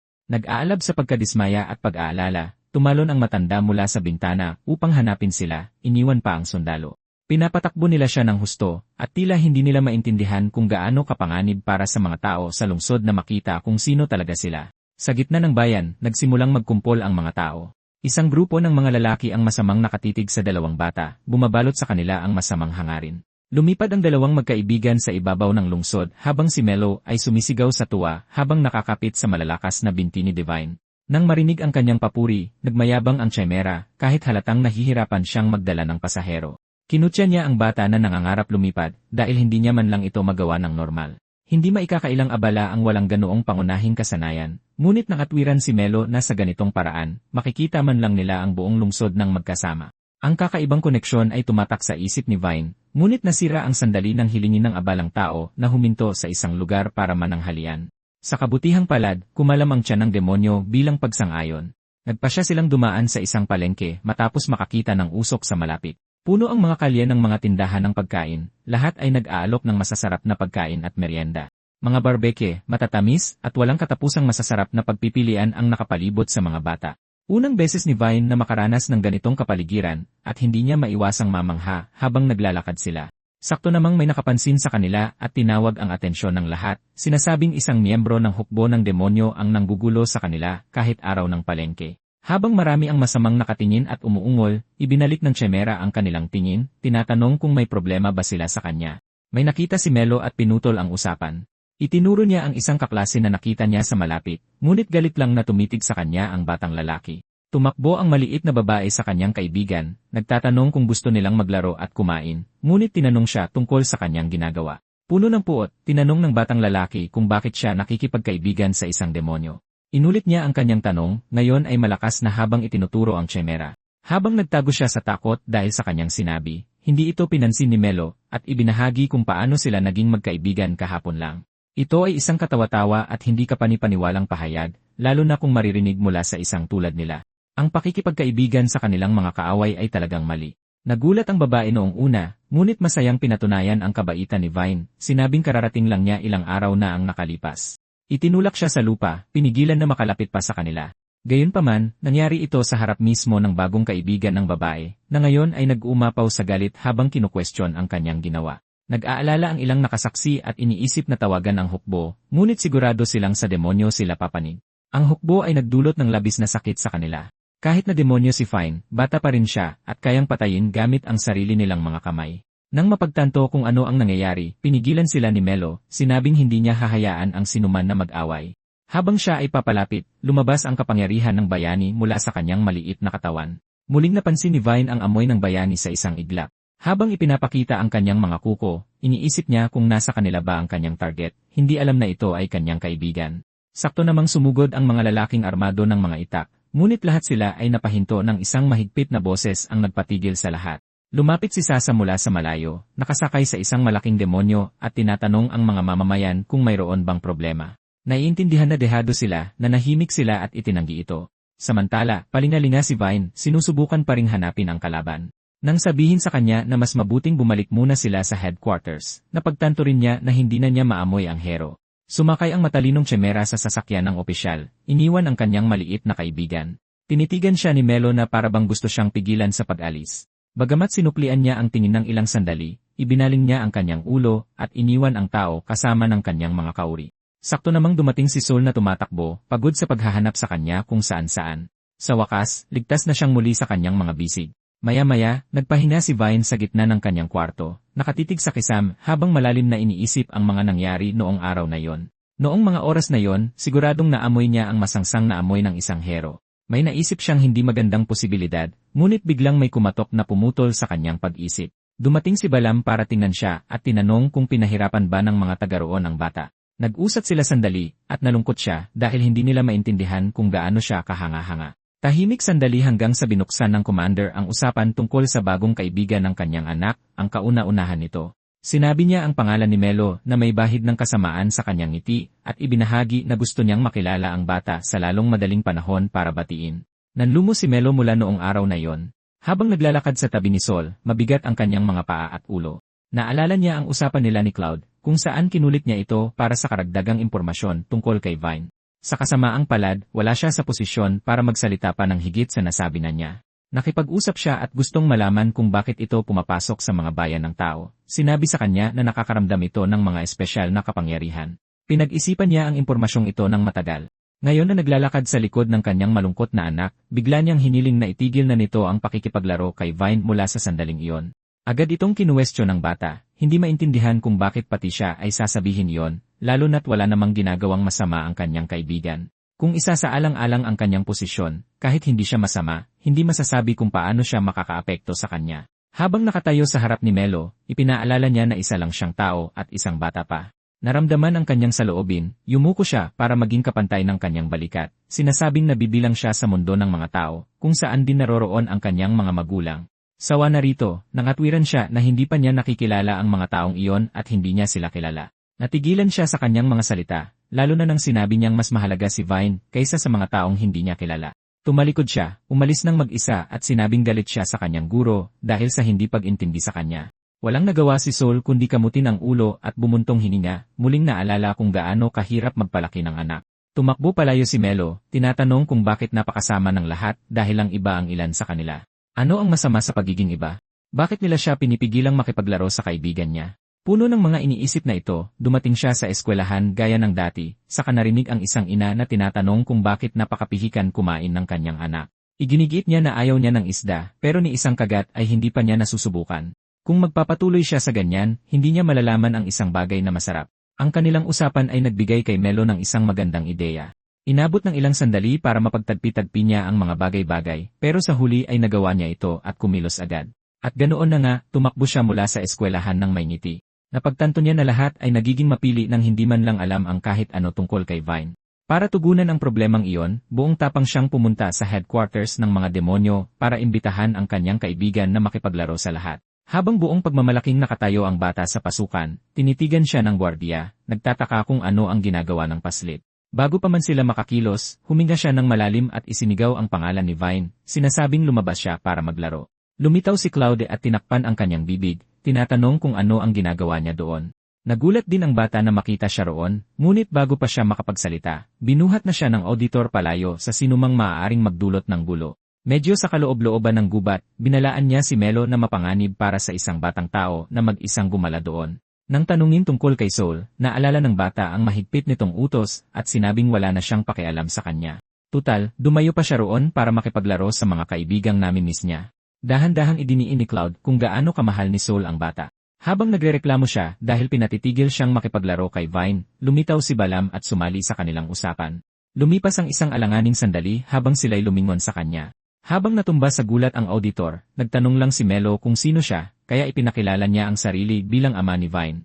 Nang makumpirmang kaibigan ng anak niya ang munting bata, pinasalamatan niya ito sa pagiging mabait at hiniling na pakinggan ang nangyari. Habang nagsisimula siyang sumagot, sinubukan siyang pigilan ni Cloud na nakaramdam na ng pag-uusisa, ngunit sinabihang bumalik sa kanyang mga tungkulin habang sila'y nag-uusap. Ang malumanay na tono ay naging isang mahigpit na utos na iwan silang dalawa para mag-usap.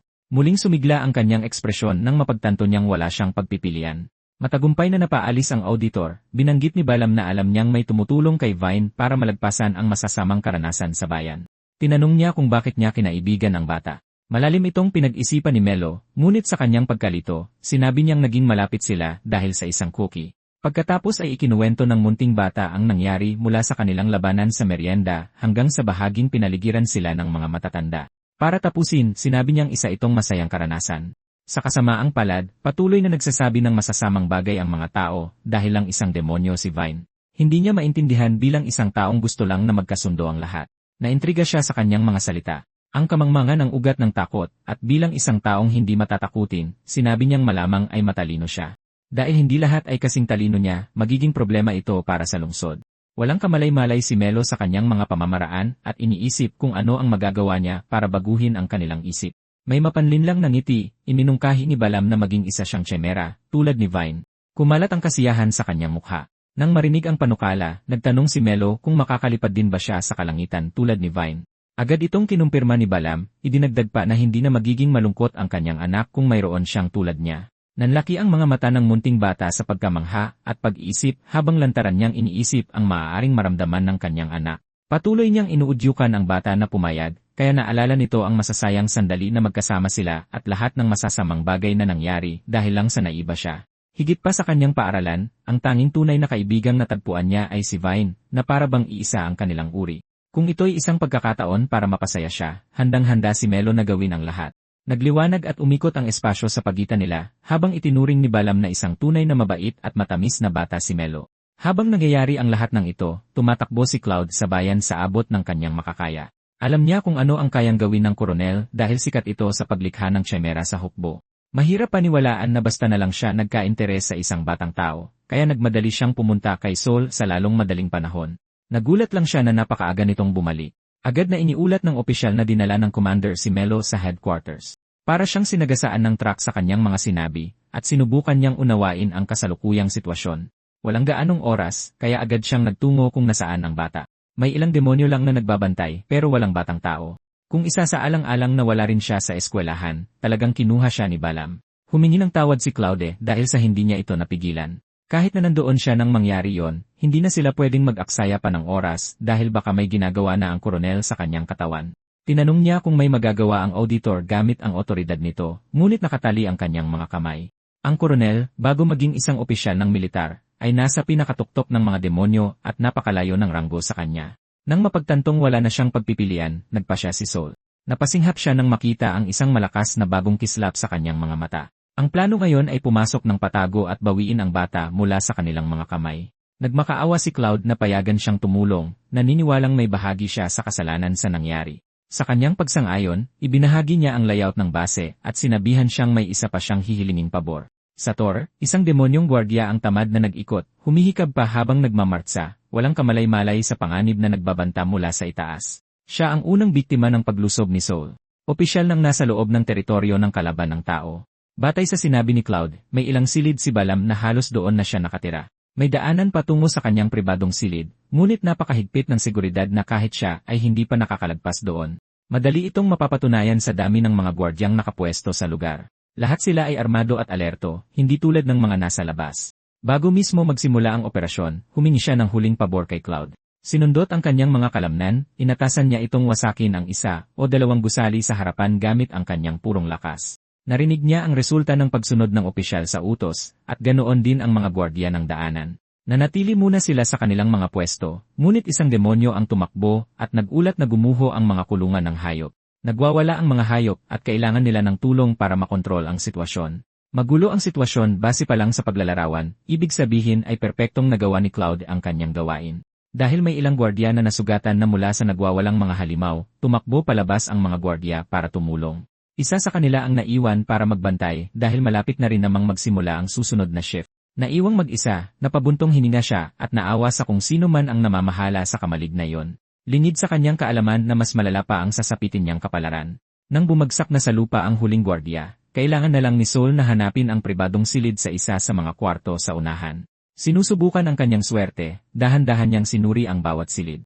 Natagpuan niya ang kanyang sarili sa isang madilim at malungkot na lugar. Ang pinakamalinaw na palatandaan ng kanyang maling pagpili ay ang nagwawalang tiyemera na lumulukso sa kanya. Sumugod si Vine at hininging malaman kung anong ginagawa ng isang maruming tao sa kanyang silid.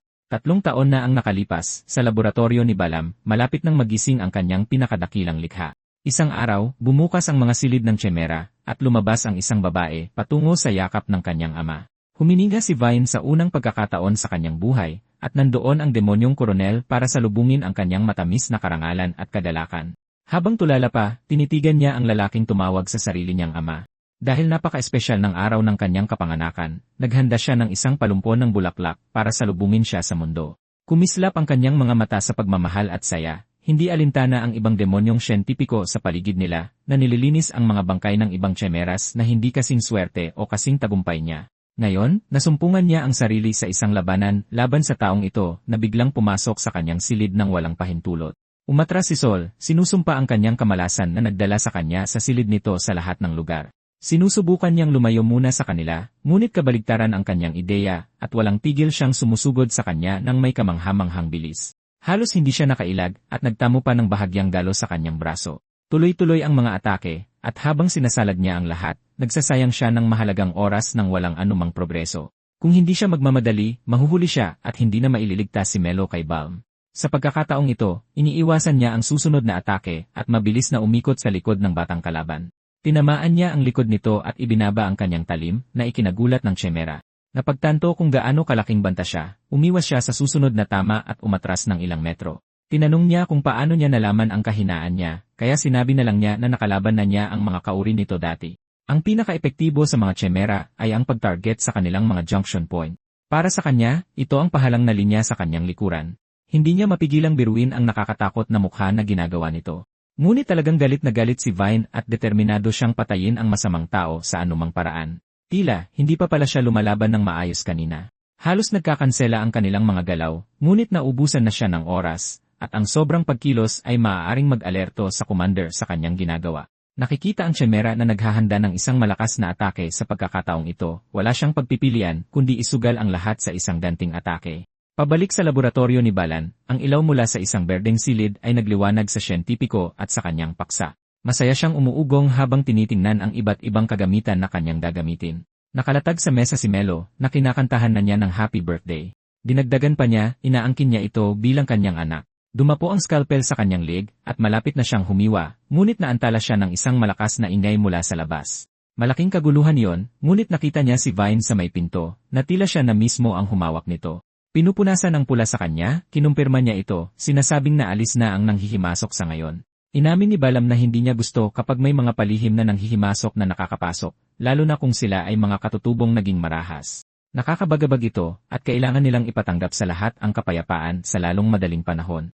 Sa sandaling iyon, napansin ni Vine ang walang malay na babae sa kanyang operating table at tinanong kung ano ang ginagawa nito doon. Naiintindihan niya na ang tinutukoy nito ay ang kanyang kaibigan at sinabi niya na dumalaw ang bata, nag-aalala sa nangyari noong isang araw. Para tulungan sila, gagawin niya na magkasama sila magpakailanman. Paulit-ulit na umalingaw sa kanyang isipan ang mga salita nito. Gagawa siya ng isa pang katulad niya. Dahil dito, diretsahan niyang tinanong kung sinusubukan nitong gumawa ng kapalit niya. Nagulat siya sa seryoso at nag-aapoy na tingin sa mukha nito, ngunit mabilis niya itong tinawanan, sinasabing walang sinuman ang makakapalit sa kanyang minamahal na anak. Nang sabihing inakala lang niyang baka nalulungkot ito, sinabi niyang hindi niya kailangan ng ganoong mga kasama, at sinipa pa ang operating table palayo. Habang nakatitig sa taong babae sa sahig, sinabi ng tiyemera na ang kanyang ama ay sa kanya lamang. Walang sinuman sa kanila ang nangangailangan ng isa pang katulad niya. Nakita ni Bala ng itsura sa mukha ng kanyang anak at naintindihan ito. Binigyan siya ng isang tapik sa ulo, tuwang-tuwa siya sa kung gaano ka-cute ang bihirang makitang makasariling panig nito. Patuloy niyang hinahaplos ang ulo nito, ngunit naantala nang pumasok ang isang gwardiya sa silid at nagulat na naasikaso na ang lahat ng nakatakas na hayop. Habang pinupuri sila ng koronel, nakatitig si Vine bago lumingon kay Melo. Nakakagulat, sinipa niya ang kanyang kaibigan papunta sa gwardiya, sinasabihan itong itapon siya sa lugar na hindi niya makikita. Nataranta siya at halos hindi nasalo ang katawan, ngunit sa isang seryosong pag-uulit ng kanyang utos, nag-aalangan niyang kinumpirma ang order. Bilang suporta sa kanya, umiti si Balan at sinabihan itong ipagpatuloy ang magandang trabaho, hinihikayat ang demonyo na umalis. Kalaunan, pabiro siyang napabuntong hininga sa kung gaano kaselosa ang kanyang anak. Noong paalis na siya, tinawag siya ni Vine sa huling pagkakataon, nahihiyang inamin na mahal niya ito. May malambing na ekspresyon, sinabi niyang alam na alam niya ito. Sumunod sa utos ang gwardiya at dinala si Melo sa gubat sa labas. Napabuntong hininga siya sa karagdagang gawain na natanggap niya noong akala niya ay tapos na siya sa araw na yon. Natigilan at tumingin sa paligid, hindi maiwasan ng demonyo na makaramdam ng gutom pagkatapos ng mahabang araw. Paano niya itatapon ang pagkain na nasa kanyang mga braso na parang tinutukso siyang kumain? Kakabukas pa lang niya ng kanyang bibig para kumagat ng malaki sa kanyang pagkain nang lumitaw si Cloud para magpakawala ng malakas na sipa sa kanyang ulo. Habang pinabagsak nito ang demonyo sa lupa, sa wakas ay nakahinga siya ng maluwag nang makitang ligtas at maayos si Melo sa kabila ng lahat. Ngayon, kailangan na lang ni Sol na makalabas nang hindi nakakaranas ng anumang problema. Nang sumapit ang gabi, bumukas ang mga bintana sa silid ni Vine. Sinuri ng tsemera ang kanyang paligid para sa mga saksi at palihim na lumipad palabas sa gabi. Pagdating sa gubat pagkaraan ng ilang sandali, isang boses ang nagsalita at tinawag siya dahil sa pagiging huli. Si Sol iyon, nakatayo sa tabi ng mga puno at pagod sa lahat ng paghihintay na ipinagawa niya sa kanya. Kinumpirma nilang dalawa na ligtas si Melo matapos siyang dalhin ng demonyong gwardiya sa gubat. Sa kabila ng kanilang kasunduan, hindi sigurado ang tao kung tutuparin niya ang kanyang parte. Ilang oras ang nakalipas, nagkasagupaan silang dalawa. Habang isinusugod ni Vine ang kanyang mga kuko, hinawakan ni Sol ang braso niya para ipakita ang kanyang mukha at ipaalala sa kanya na siya ang tagapag-alaga ng kaibigan niya. Muling lumitaw ang alaala ni Melo na tumatawag sa isang tao na kanyang guro. Pagkatapos ay ibinunyag niya na naparito siya para iligtas ang bata na binihag ni Balom para sa sarili nito, pangunahin para sa layunin ng remodeling. Ang augmentation ng proseso para sa paglikha ng isang chimera. Hiniling ni Sol na tulungan siya nitong iligtas ang bata. Pero bakit niya gagawin yon? Para sa isang chimera, ang mga tao ay peste, at ang isang ama ang pinakamataas na nilalang na mayroon. Dahil doon, tinanong siya kung okay lang sa kanya na mapalitan ng isa pang nilikha. Ang katotohanan at posibilidad na mangyari iyon ay tumagos sa kanyang puso. Halos nagmamakaawa para sa kanyang tulong, inalok niyang sabihin sa kanya ang tungkol sa kapangyarihan ng hero kapalit nito. Dahil tinupad niya ang kanyang bahagi ng kasunduan, hinihingi ngayon ni Vine na sabihin sa kanya ang lahat ng alam niya tungkol sa kapangyarihan ng hero. Nang sabihin para ito sa kanya at sa kanyang ama, hindi maiwasan ni Sol na humanga sa kanyang debosyon. Bago siya magsalita, mayroon siyang isang kondisyon na dapat niyang tuparin, at iyon ay talunin siya sa isang duelo. Maliit na sangalang ng puno ang hawak niya, at kahit may tamang sandata, ang isiping matalo sa kanya ay nagpangisi sa chimera. Gayunpaman, hindi nagtagal ang kayabangan dahil pinakawalan niya ang kanyang enerhiya, na sapat na malakas para pagalawin ang hangin sa buong gubat. Nag-umapaw siya sa kapangyarihan, at hindi siya makapaniwala sa kanyang nakikita. Bago pa siya makakilos, lumitaw siya sa likuran nito sa isang iglap. Isang mabilis na tama ang nagpalipad sa kanya. Isang sandali niyang kinuwestiyon kung paano siya gumalaw ng ganoon kabilis. Habang binabawi niya ang kanyang tindig, sinabi niyang hindi niya pwedeng ipahalata kanina, ngunit ngayon ay maaari na siyang magpakawala sa gubat. Tinitipon din niya ang kanyang enerhiya, sinusumpa ang tao at sinasabihang huwag maging mayabang. Malakas niyang iwinasiwas ang kanyang mga kuko, pero nawala na ang kanyang target pagdating niya doon. Na para bang pinaglalaruan siya, bigla siyang lumitaw sa tabi niya at ibinaon ang tuhod sa kanyang tiyan. Habang namimilipit siya sa sakit, ipinaalala niya sa kanya ang pagmamaliit sa laban na akala niya'y madali. Nagawa nitong inisin siya at udyukan siyang sumugod ng walang pag-ingat, tinatanong kung sino ba talaga siya. Habang perpektong iniiwasan ang mga atake ng bata, binaliwala niya ang tanong, walang tigil na umatake si Vine, pero walang kahit isa sa mga galaw niya ang tumama sa kanya. Sa kabilang banda, mabilis niyang hinawakan ang braso nito at pinatumba, dahilan para gumulong siya sa matigas at malamig na lupa. Tumayo siyang muli, nagginit-ngit ang mga ngipin pero sabik pa ring ipagpatuloy ang laban. Gayunpaman, lumitaw ang sanga ni Sol ilang pulgada mula sa kanyang mata. Tulad ng isang lalaking may tunay na sandata, umapaw ang kapangyarihan mula sa kanyang katawan habang tinatanong kung sapat na ba. Para siyang tinititigan ng isang mabangis at walang awang halimaw, naglalabas ng pangil at handang pumatay anumang oras. Nanalaytay ang takot sa buong katawan niya. Ganoon na lang natapos ang laban, at napaupo siya sa lupa sa galit, sumisigaw kung paanong hindi man lang niya matalo ang isang hamak na tao. Hindi ito katanggap-tanggap para sa isang taong kailangang maging mas malakas kaysa sa lahat. Habang tumutulo ang luha sa kanyang mukha, tahimik na nanood si Sol hanggang sa kumalma siya. May isang tanong sa kanyang isip, tinanong niya kung ano talaga ang nararamdaman niya para kay Melo. Nagulat si Vine sa tanong at sinabing wala siyang pakialam sa batang sumusunod sa kanya at tinatawag siyang kaibigan. Pinapakain siya nito ng mga nakakadiring bagay, at kahit tao siya, sinusubukan niyang protektahan ang isang demonyo mula sa sarili niyang lahi. Pumapagitan pa siya sa pagitan nila ni Balaam. Habang iniisip ang lahat ng mahahalagang alaala niya kasama si Melo, sinabi ni Vine na nakakainis siya, sa madaling salita. Mas naintindihan ni Saul ang sitwasyon dahil sa kanyang reaksyon at sagot. Tumalikod siya, mayabang na sinasabing isa lang siyang paslit sa kabila ng kanyang galing. Tutal, ang isang paslit ay nagtatantrum dahil hindi nila maintindihan ang sarili nilang nararamdaman. Itinanggi ito ng Chimera, tinawag ang sarili na espesyal na nilikha ng kanyang ama, pero pinutol niya ito, tinanong kung paano matatalo ng isang hamak na tao ang isang espesyal. Dahil natamaan muli ang kanyang ego, inutusan niya itong sarilinin ang kanyang kahiyahiyang araw, hanggat hindi niya pa siya natatalo. Iyon ay, maliban na lang kung gusto niyang biguin ang kanyang ama. Isinantabi muna ang kanilang usapan, inatasan niya itong alamin kung bakit labis siyang naiinis kay Melo. Nang sabihing ituring itong takdang aralin, nagreklamo siya kung gaano ito hindi patas, pero natural lang iyon. Matanda na kasi siya. Ganoon na lang, nawala ang lalaki sa kanyang paningin, iniwan ang litong demonyo na nag-isip sa kanyang nararamdaman para sa kaibigan. Akala ni Saul ay sa panig lang ng anak niya ang nararamdaman, pero mukhang hindi ganoon. Kahit paano, dapat nitong patahimikin ang Chimera. Ang mas malaking problema ay ang kapangyarihan niya, na agad niyang nakilala.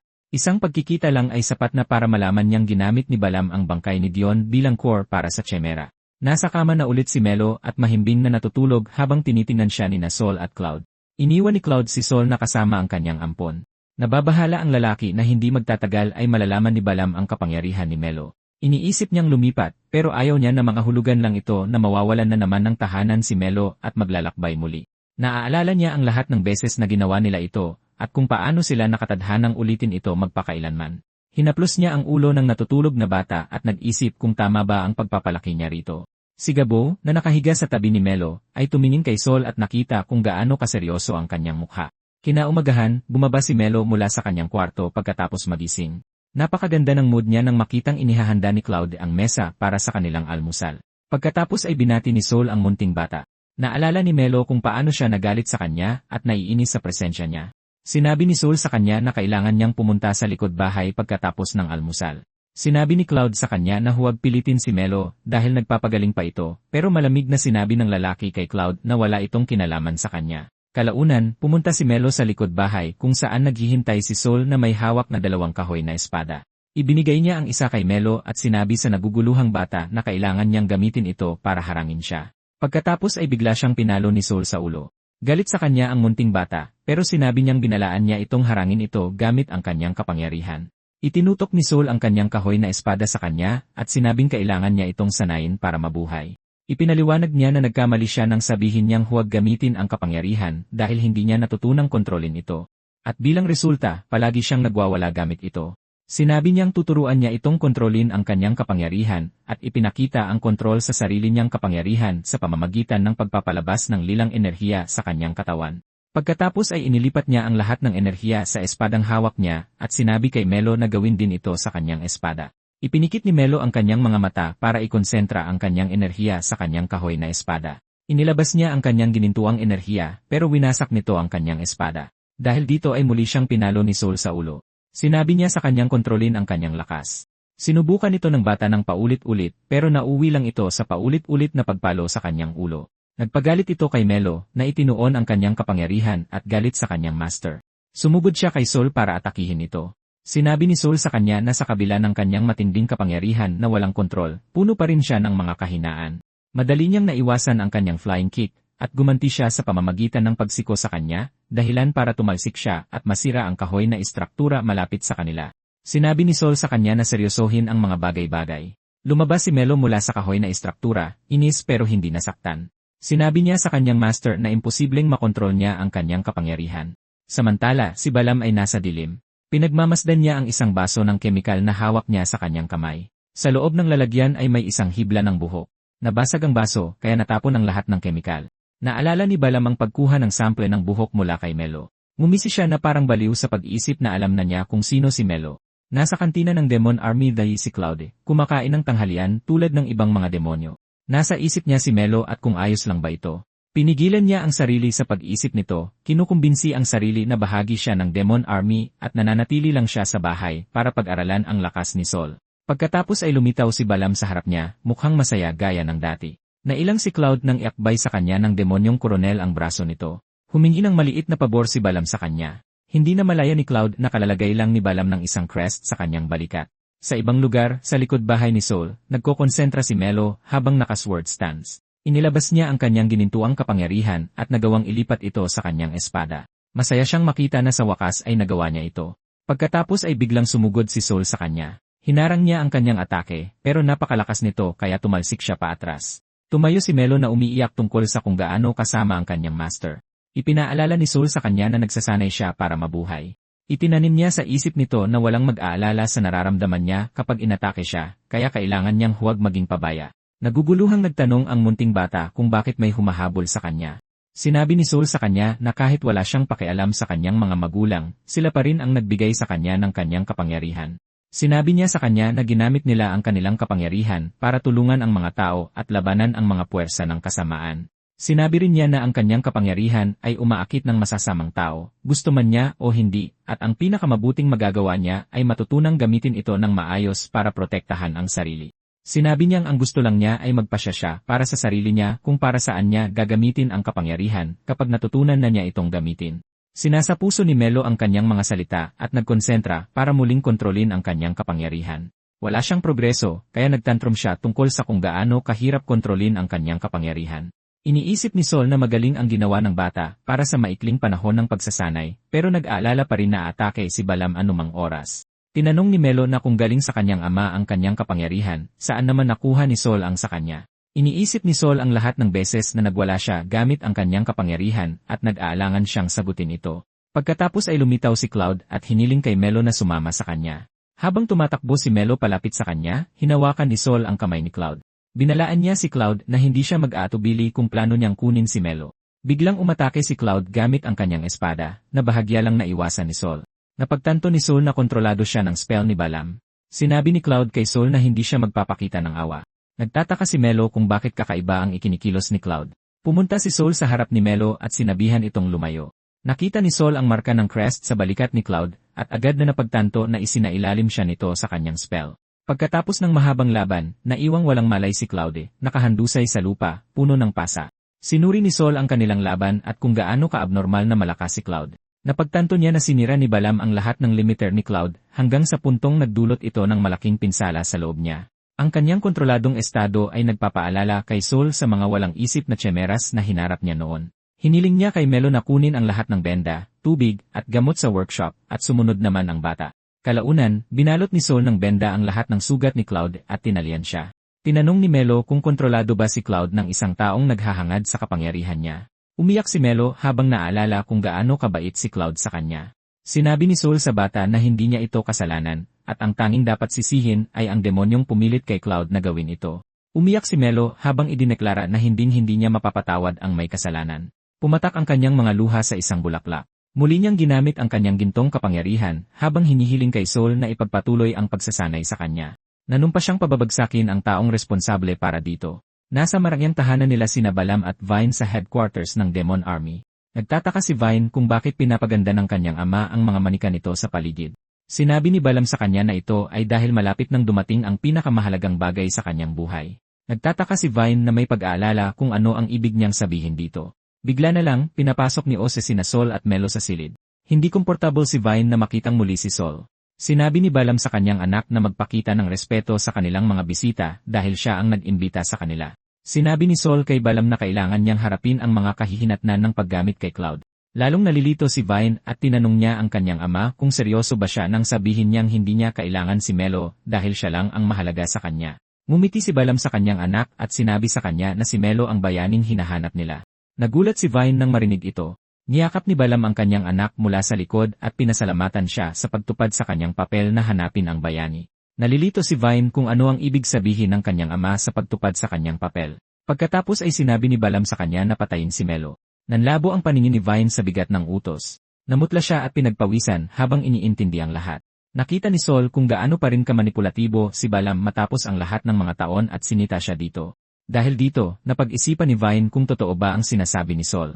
Ang pagtingin kay Sol ngayon ay nagpapaalala kay Balam kung sino siya at napagtanto niya na itinago nito ang anak ng bayani sa kanila. Muli, inutusan ni Balam ang kanyang anak na atakihin ang bayani. Nagpalakas si Vine habang sinasabi sa kanyang ama na huwag siyang utusan. Pagkatapos ay sumugod siya patungo kay Melo. Sinabi ni Melo na galit din siya at pipigilan niya si Vine kung kakampi ito sa masasamang tao. Nagpalakas din siya na humantong sa isang sagupaan sa pagitan ng dalawang bata. Pinanood ng parehong matanda ang palabas ng liwanag mula sa laban ng kanilang mga anak.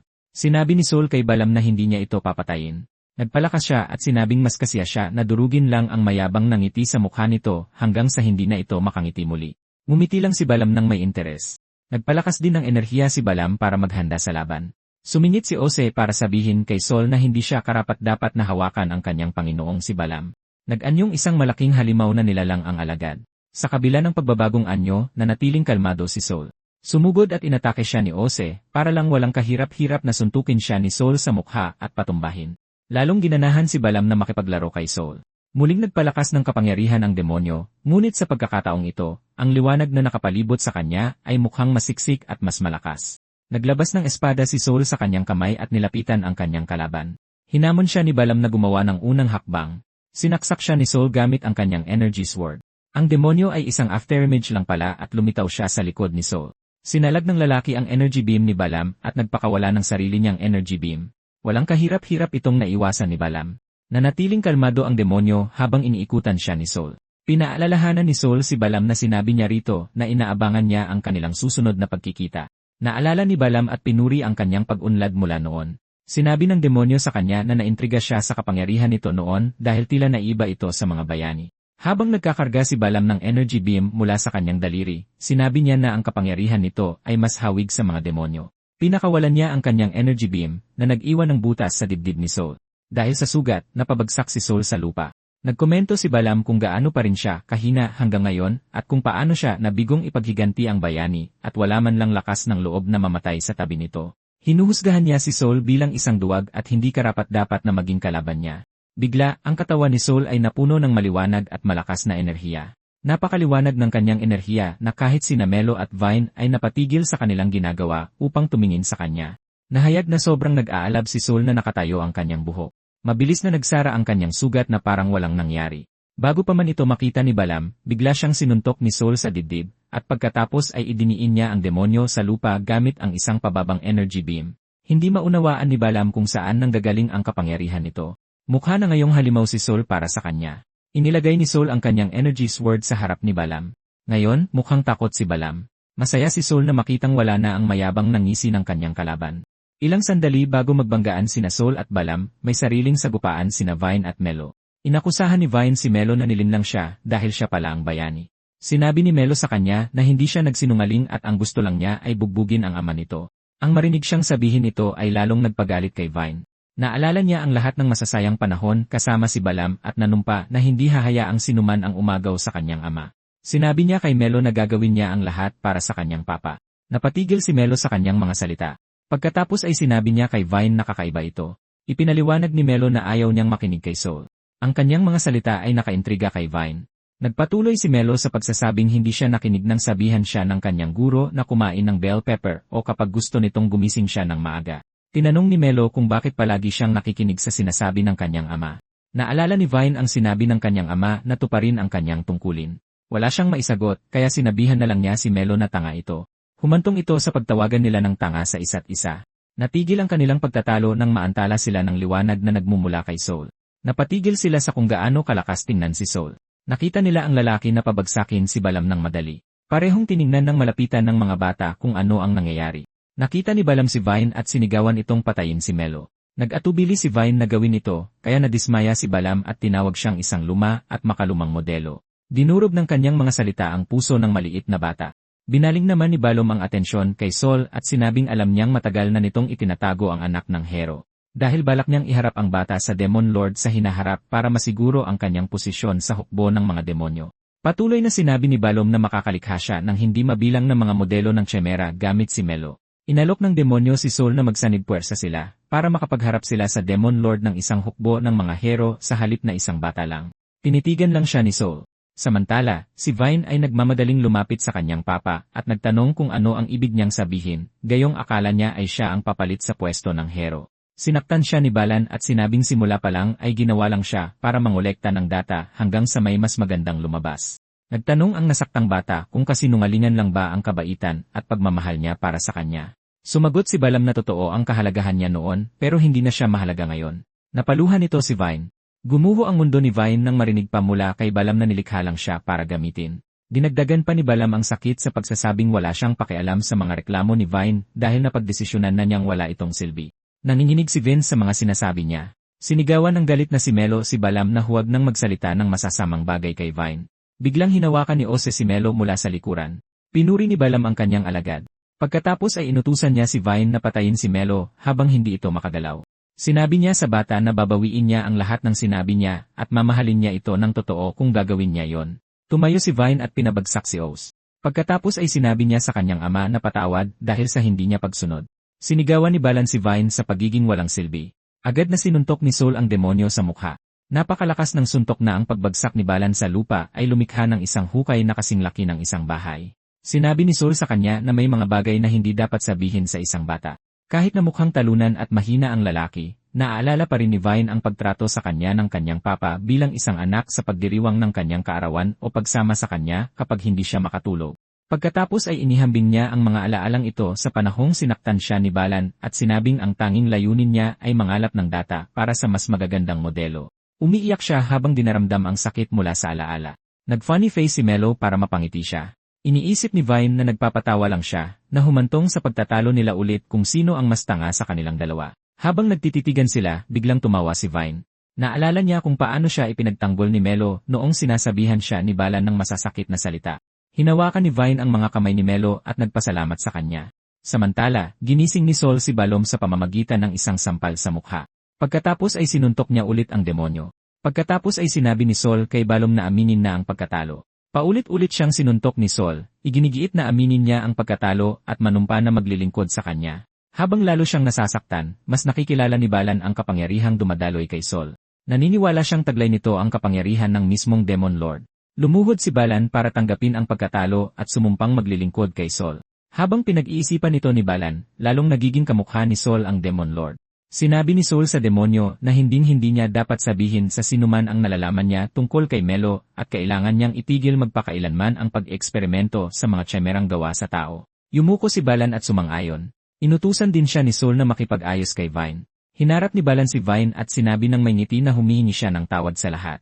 Nakita ng bata na walang katotohanan ang kanyang paumanhin at sinabing galit siya sa kanya. Nakita ni Melo si Vine na nasasaktan at inalok itong tumira sa bahay niya. Sinabi ni Saul kay Vine na nasa kanya ang desisyon. Tumingin si Vine sa kanyang ama at malalim itong pinag-isipan. Kalaunan, nasa bahay ni Saul si Claude, natutulog sa kama habang nagpapagaling. Pinainom siya ni Melo ng isang tableta, na agad nagpagising kay Claude na ganap ng magaling. Umiyak si Melo sa tuwa sa kanyang paggaling. Pabalik sa himpilan ng mga demonyo, tinanong ni Balaam si Vine kung bakit hindi siya sumama kay Melo. Sinabi ng bata na hindi niya tahanan ang bahay nila at ang lugar niya ay kasama ng kanyang papa. Sumagot si Balaam na ang mga makalumang modelo tulad niya ay hindi makatwiran. Naiisip niya ang panahon na magkahawak kamay sila na parang mag-ama. Isang babaeng demonyo ang lumitaw sa harap ni Balaam at Vine at kumilos na parang kaswal at palakaibigan. Nakilala siya ni Balaam bilang si Sitri at nagtataka kung bakit siya umalis ng kabisera dahil bihira niya itong gawin. Nagkumustahan ang dalawang demonyo na parang matagal ng magkaibigan. Nakita ni Balaam ang isang bata na kasama niya at tinanong kung sino ito.